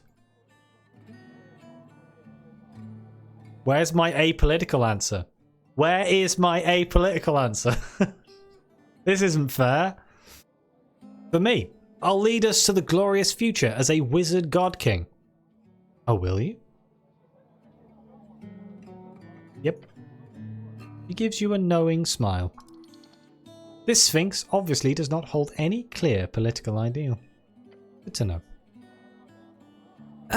What's that door behind you? Nothing. Oh, it's clearly something. How perceptive of you, little one. She holds up a paw, as if presenting a prize. Behind me lays but one divine vault of many.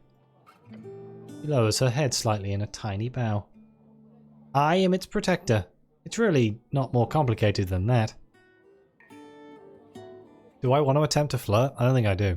I'll be going now, thanks. I've got to go see the Coin Lord, otherwise my stream title's a lie, and that's just... I can't deal with that. Is there anyone else in here that I can talk to after the fact? There's a goblin, and there's a man in the corner smoking a goddamn pipe! Oh my god. We'll come back. We'll come back. Let's see if I can find my way. Wow, hay fever is kicking my ass right now. I do apologize. Nose is just going mad. Makes reading really fun. You know, when you can't breathe through your nose. Oh god, where was the Coin Lord? He was up here.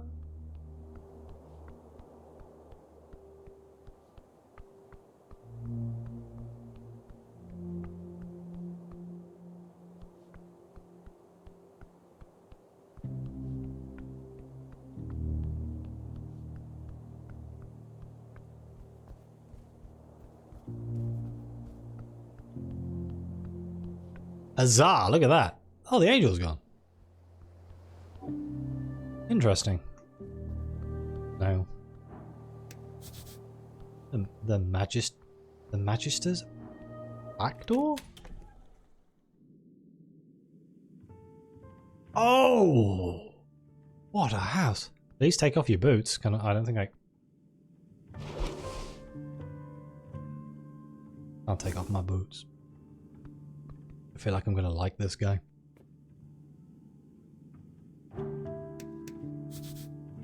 A whale of many colours. I'm gonna... Now I'm in here, it's not like he's gonna kick me out. Oh, what a distinguished gentleman. Magister Nicholas Darrow. 14? Could be worse. Here he is. The Coin Lord of Norvik, and Magistrate of Tolstad.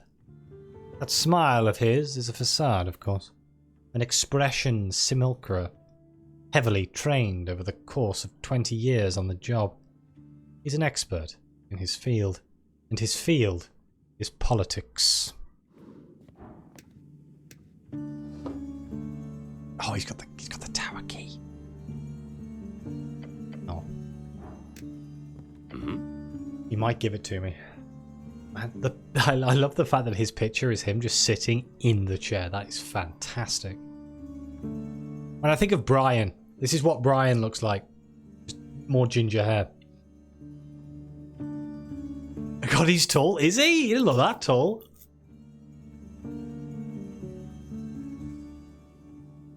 At the top of the stairs, you see a man placed upon his silken throne. His well-groomed face lit by a single bulb candle, but he does not look at you. Instead, he folds his copy of the Norvikian Post in half. Sighs. Oh, I guess compared to me, yeah, he looks freaking huge. But yeah, I think it is just perspective. Won't you look at that? It's Coin Lord Darrow. In the flesh. Your boss. You hear about this? The man slaps his newspaper. Asgalist opportunists strikes fear in Silka's guild. He reads to you. Then he lowers the paper and mutters, 9,000 crowns in damages. Damn, that's like 2 years' salary. He looks annoyed and impressed at the same time. This man commands attention. Protesters? Hooligans. We should beat them in the streets. Oh. Out of like 0 to 100 in quick succession.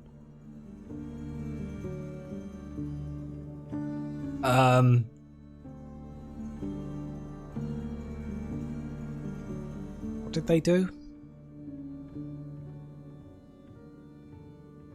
They smashed up the Silkers Guild? We should beat them in the streets. He raises a finger towards you. I like your enthusiasm, but I can promise that wouldn't solve a thing. Magistrate takes a few quick glances at you. In his eyes, he is reading you. But what can you do? It's democracy. I like democracy, except not in a free strider way. I just nod. Shadow lets out a sigh, folding his paper in half. Again. It's the age of crowds, that's what they'll call it. And the loudest voices keep shouting at me in particular, it seems. The crowd has power beyond belief. He furrows his brow. The moonlight makes him look like a marble bust. He shifts his eyes over to your companion. I see you've picked up a goblin. Huh? He takes a step forward. Lord Darrow, Lady Sageleaf has declared a joint operation. Of course she has. Cleric, if you will, I would like to speak with you in private. Excuse me? The goblin glances to you, and then back to the coin lord. Seriously? He's with me. I can see that now, if you please. He gestures towards the stairs. Your services are not needed at the moment. Thank you. Schnell lifts his head into the air. Uh-huh. Don't piss off the goblin. You want him to watch your back. Schnell would appreciate it if you stood up for him. No good options here. Someone's gonna get pissed. Tension. Sweat. What can you say? No, Schnell stays. The tall man glares at you. Good!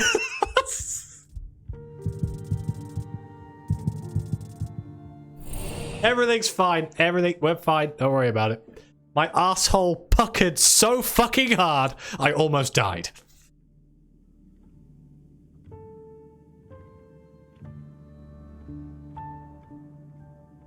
Right. I'm just going to stand back.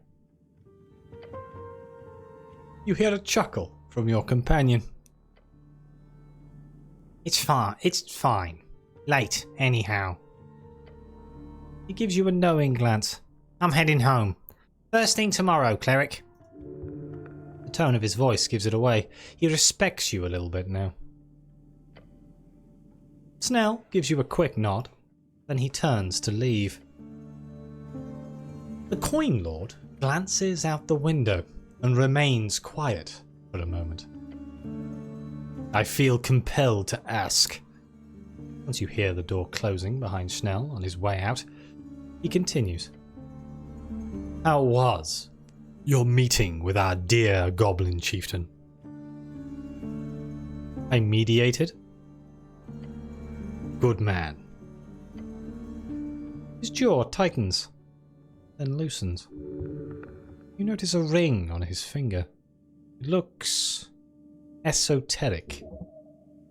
The coin lord carries an iron will ring, as all good politicians do.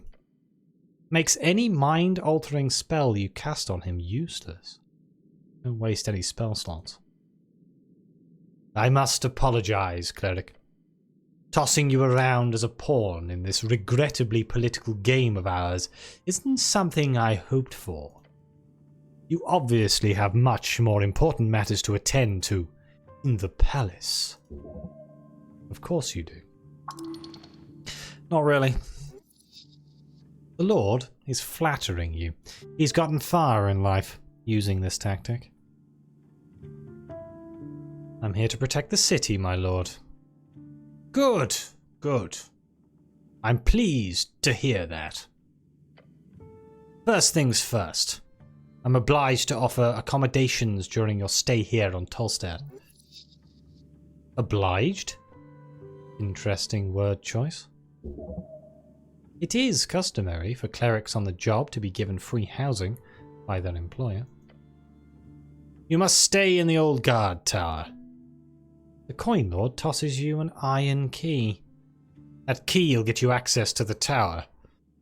Etia uses one of the floors. You take the top one.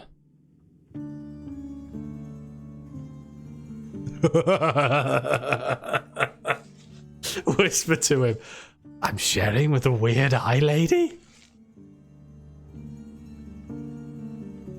I'm not going to say that. I flirted with her, so I think I like her, right? Thank you for the housing me, my lord. No need to thank me. It's entirely customary. That does not sound like he wants to do it. Yeah, he has to do it. Otherwise, he certainly wouldn't. He shuffles about, looking annoyed for a moment. Now, about the incident. Soon as the fires were put out, I had a city engineer inspect for structural damages. He speaks of the tea shop. Obviously. Once it was cleared and no casualties were reported, I shut it down. I heard something about a fireplace incident? He waves his hand through the air as if swatting a fly. The white lie. The reason why we've been so very careful with this whole ordeal is simply because we do not want to cause more strife. We've already got enough of that already, Earth, pray tell. Earth, pray tell, Norvikian lingo, spoken as an exclamation of surrender to the knowledge and power of the protective god of the city, sometimes used ironically since his death by the secularists. Suddenly, you see how very tired this man is. Did you notice what he said? Your real job here is not to solve this crime. The real job is to dodge arrows for the magistrate. Dodge? The act of not getting hit. You should try it. Come on! That's not very nice. Yeah, that sounds about right. Strife? It's election week, cleric. We've got illegal rallies, copper presses full of lies, and a populace ready to tear their neighbours into pieces. If the city is to survive, we need to play it safe. He rubs his eyes. Then we've also got a tired old Lord Patriarch who hasn't left his villa for years. Yes, Lord Patriarch Akasam. We've read this before, right? Head of state? Yeah, we have. He is old, but he's hanging in there. That leaves us in charge. You, the magistrates? Yes, cleric. We, along with the straggling patriarchs and other palace officials, hold the reins in this election for the party of Norvik. Trust me, it's not easy being a magistrate. Anyhow, the tea shop. It looks pretty easy, mate. This looks like a life I could get behind.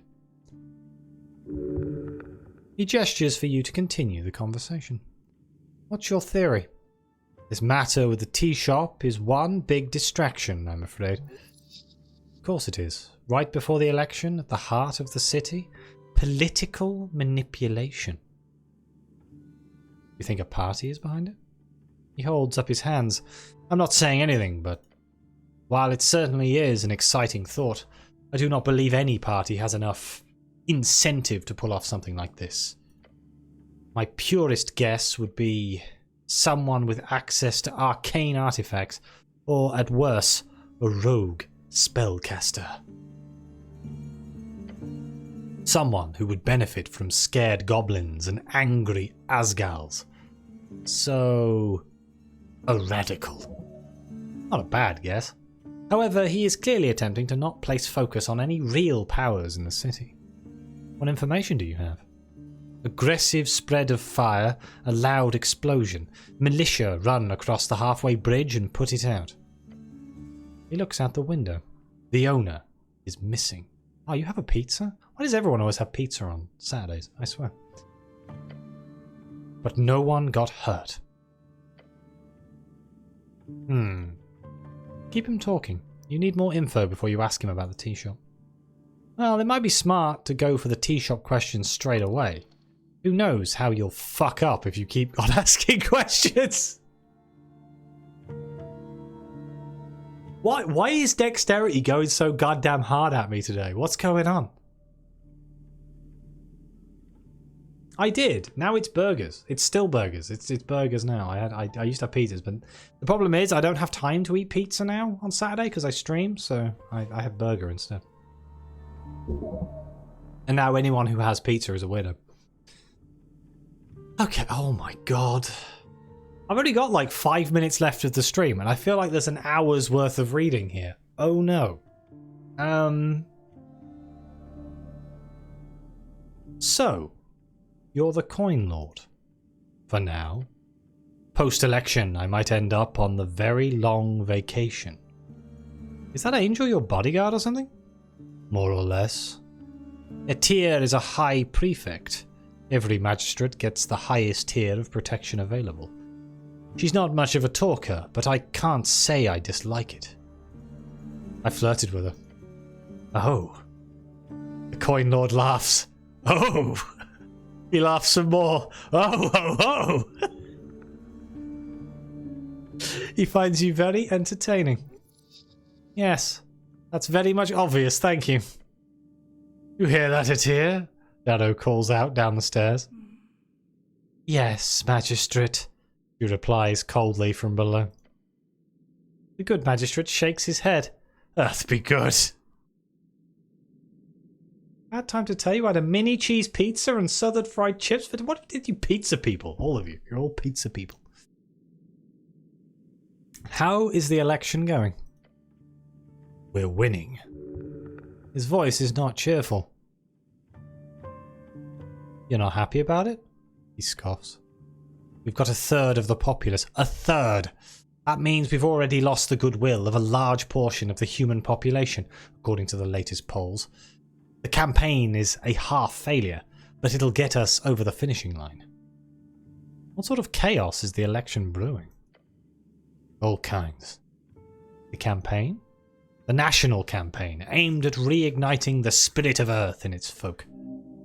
A great movement. They're chips that have got a southern fried, like, herb stuff on them. Yeah, it's spice. Nice.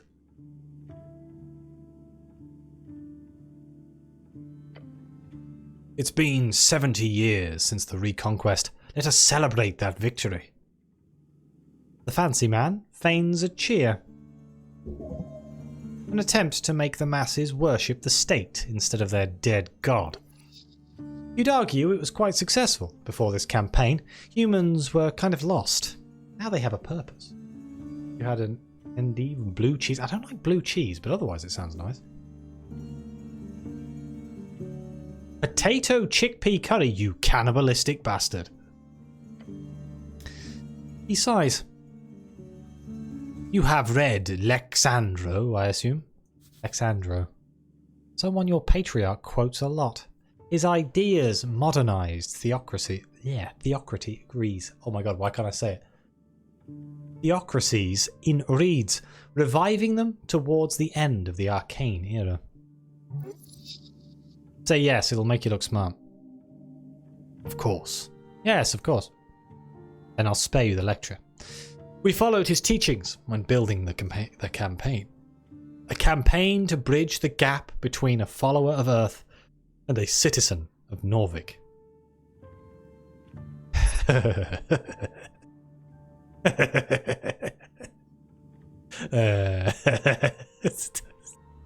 Oh, I really want to say it. That sure sounds like fascism. No, okay. You want people to worship the state? More or less. Horrifying. What's your problem with Asgilists? You're kidding. He laughs. They've infiltrated every guild. Their rally circus causes near riots wherever they gather up. They're disrupting the economy. When the Argarian party fell apart, we almost had a famine on our hands. Or well, he corrects himself straight away. Famine is a bit of an exaggeration, but they did practically ruin our grain exports for an entire quarter. Hells, we'd be better off with the Freestriders any day of the week. They at least uphold basic economic stability. He's spitting truth. I have other non-election questions. I don't want to piss him off. He is my boss. He could probably ruin my life. And it turns out going up to someone and saying, "Oh, you like fascism," doesn't tend to go well. You got to be more diplomatic than that. You got to dance around the question. What do you know about the owner of the tea shop? A bird folk male called Drun something. The type to show up in all kinds of registers at the palace. But he didn't have any expensive insurance or anything. No insurance at all, in fact. Poor guy. The bird hasn't left the city in any official capacity. He's on a list. You don't know where he is? The coin lord leans back. Maybe he's halfway to Vorgeni by now. Maybe he's down in the sewers.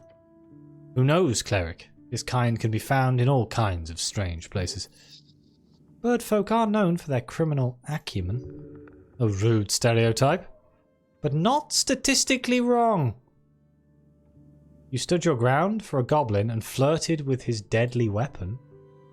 Yeah, but like, you know, Snell's a mate, and I flirted with a deadly weapon. I mean, I see no problems here. Is the missing paladin involved? Is that what the papers call him now? He laughs. Lord Gorm has been missing for weeks, so I'm afraid the timeline doesn't quite add up. He shakes his head. If you find him skulking about below, you can ask him anything you want. Just let him know he's been kicked off the campaign, okay? He sounds pissed. Paladins would often delve too deep into the tunnels below Norvik. It's a tradition, really. If you find him, perhaps there will be a reward. If the goblins hadn't pushed for it, would you have sent for me? The posh man looks you up and down. No, I don't think I would have. Honestly? Or honesty, sorry. He's not talking around it. Means he doesn't see you as a threat. So what is my actual job here? Your actual job is to do what I ask of you. He's getting tired of this. Look around the rubble. Ask around for witnesses or evidence. I want you to keep the goblins happy. Do that and I'll be happy. I need access to the tea shop with a gulp. He mutters. His eyes. He's thinking of making a choice. Now is the time to convince him. Be careful. The goblins are not the only ones with eyes on our scorched tea shop. In fact, I have been advised to simply ignore the whole thing. To just let it go. That would be a sound choice if the goal is to avoid political fallout. That would be foolish. His eyes pierce through the visor of your helmet. Why? He wants your truthful answer. He is not asking rhetorically. Interesting. He genuinely wants your input.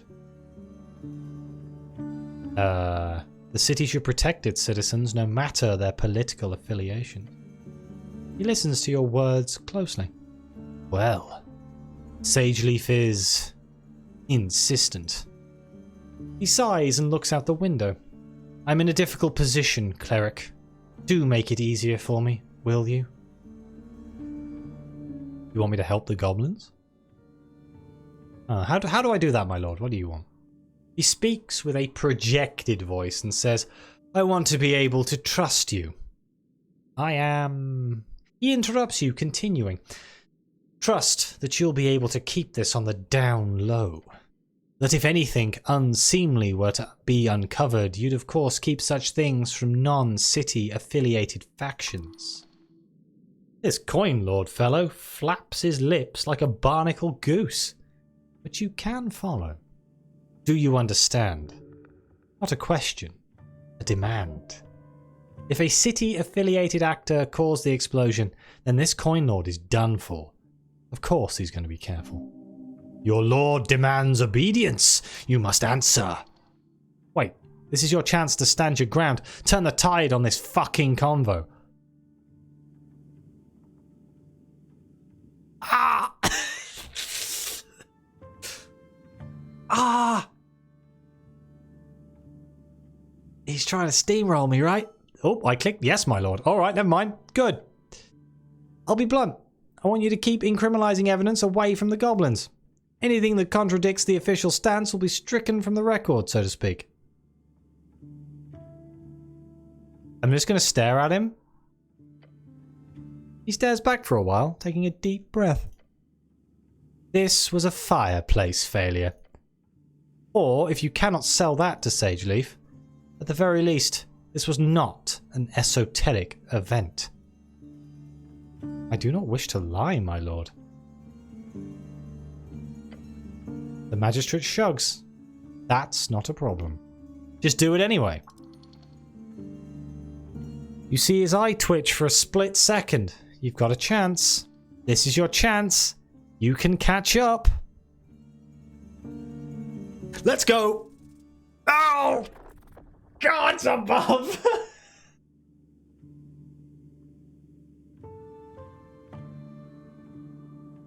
Every time, every single roll that I should be good at, I have failed. You close your eyes. You listen. Now, you big buffoon, you've got approximately 1.5 seconds before this word mancer takes control of the conversation again. So it's time to shoot your shot. Shit! You can't think of anything, can you? Nope, not a thing. Well, good luck to you. What? What do you mean? Oh, you're on your own now. What? You're not going to help out? Pfft, no way. This whole thing's fucked. What do I say? No clue. But you've been standing here quiet for at least 30 seconds at this point.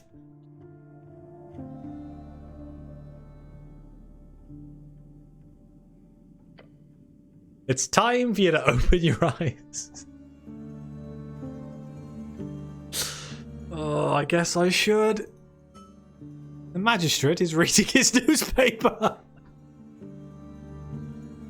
Oh, I'm so bad. He has now lost all interest in serving your strange behaviour.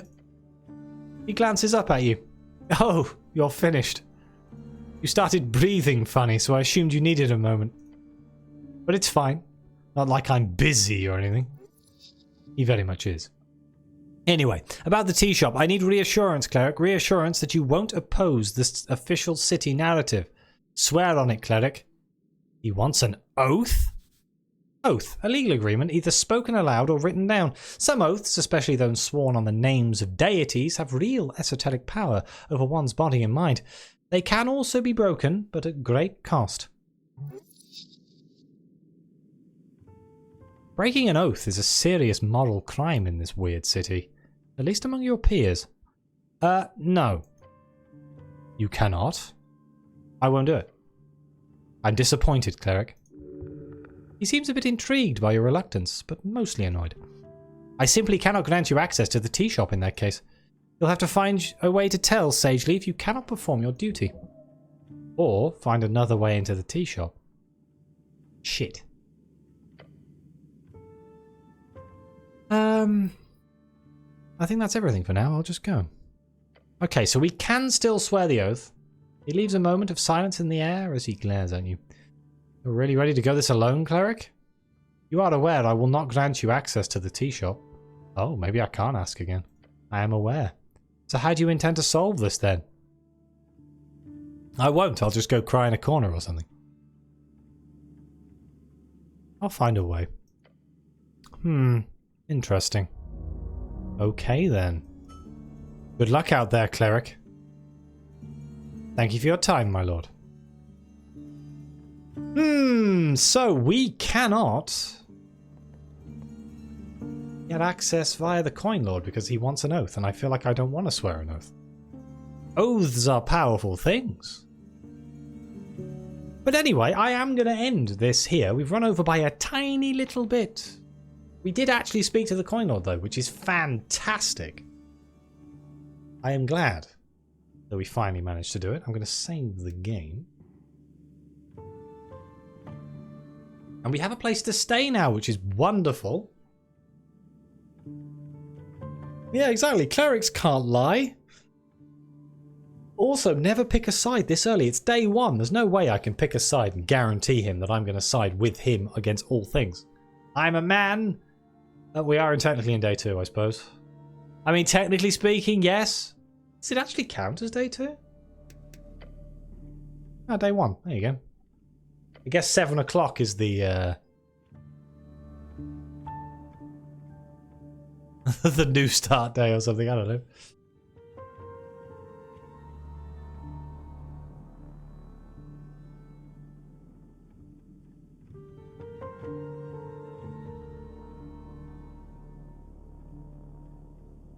Yeah, misclicking kind of screwed me over a little bit, but oh well. I'm going to end the recording here, so thank you all so much for watching. Like, subscribe, let me know what you think. Your comments are greatly appreciated, and as always, I'll see you next time.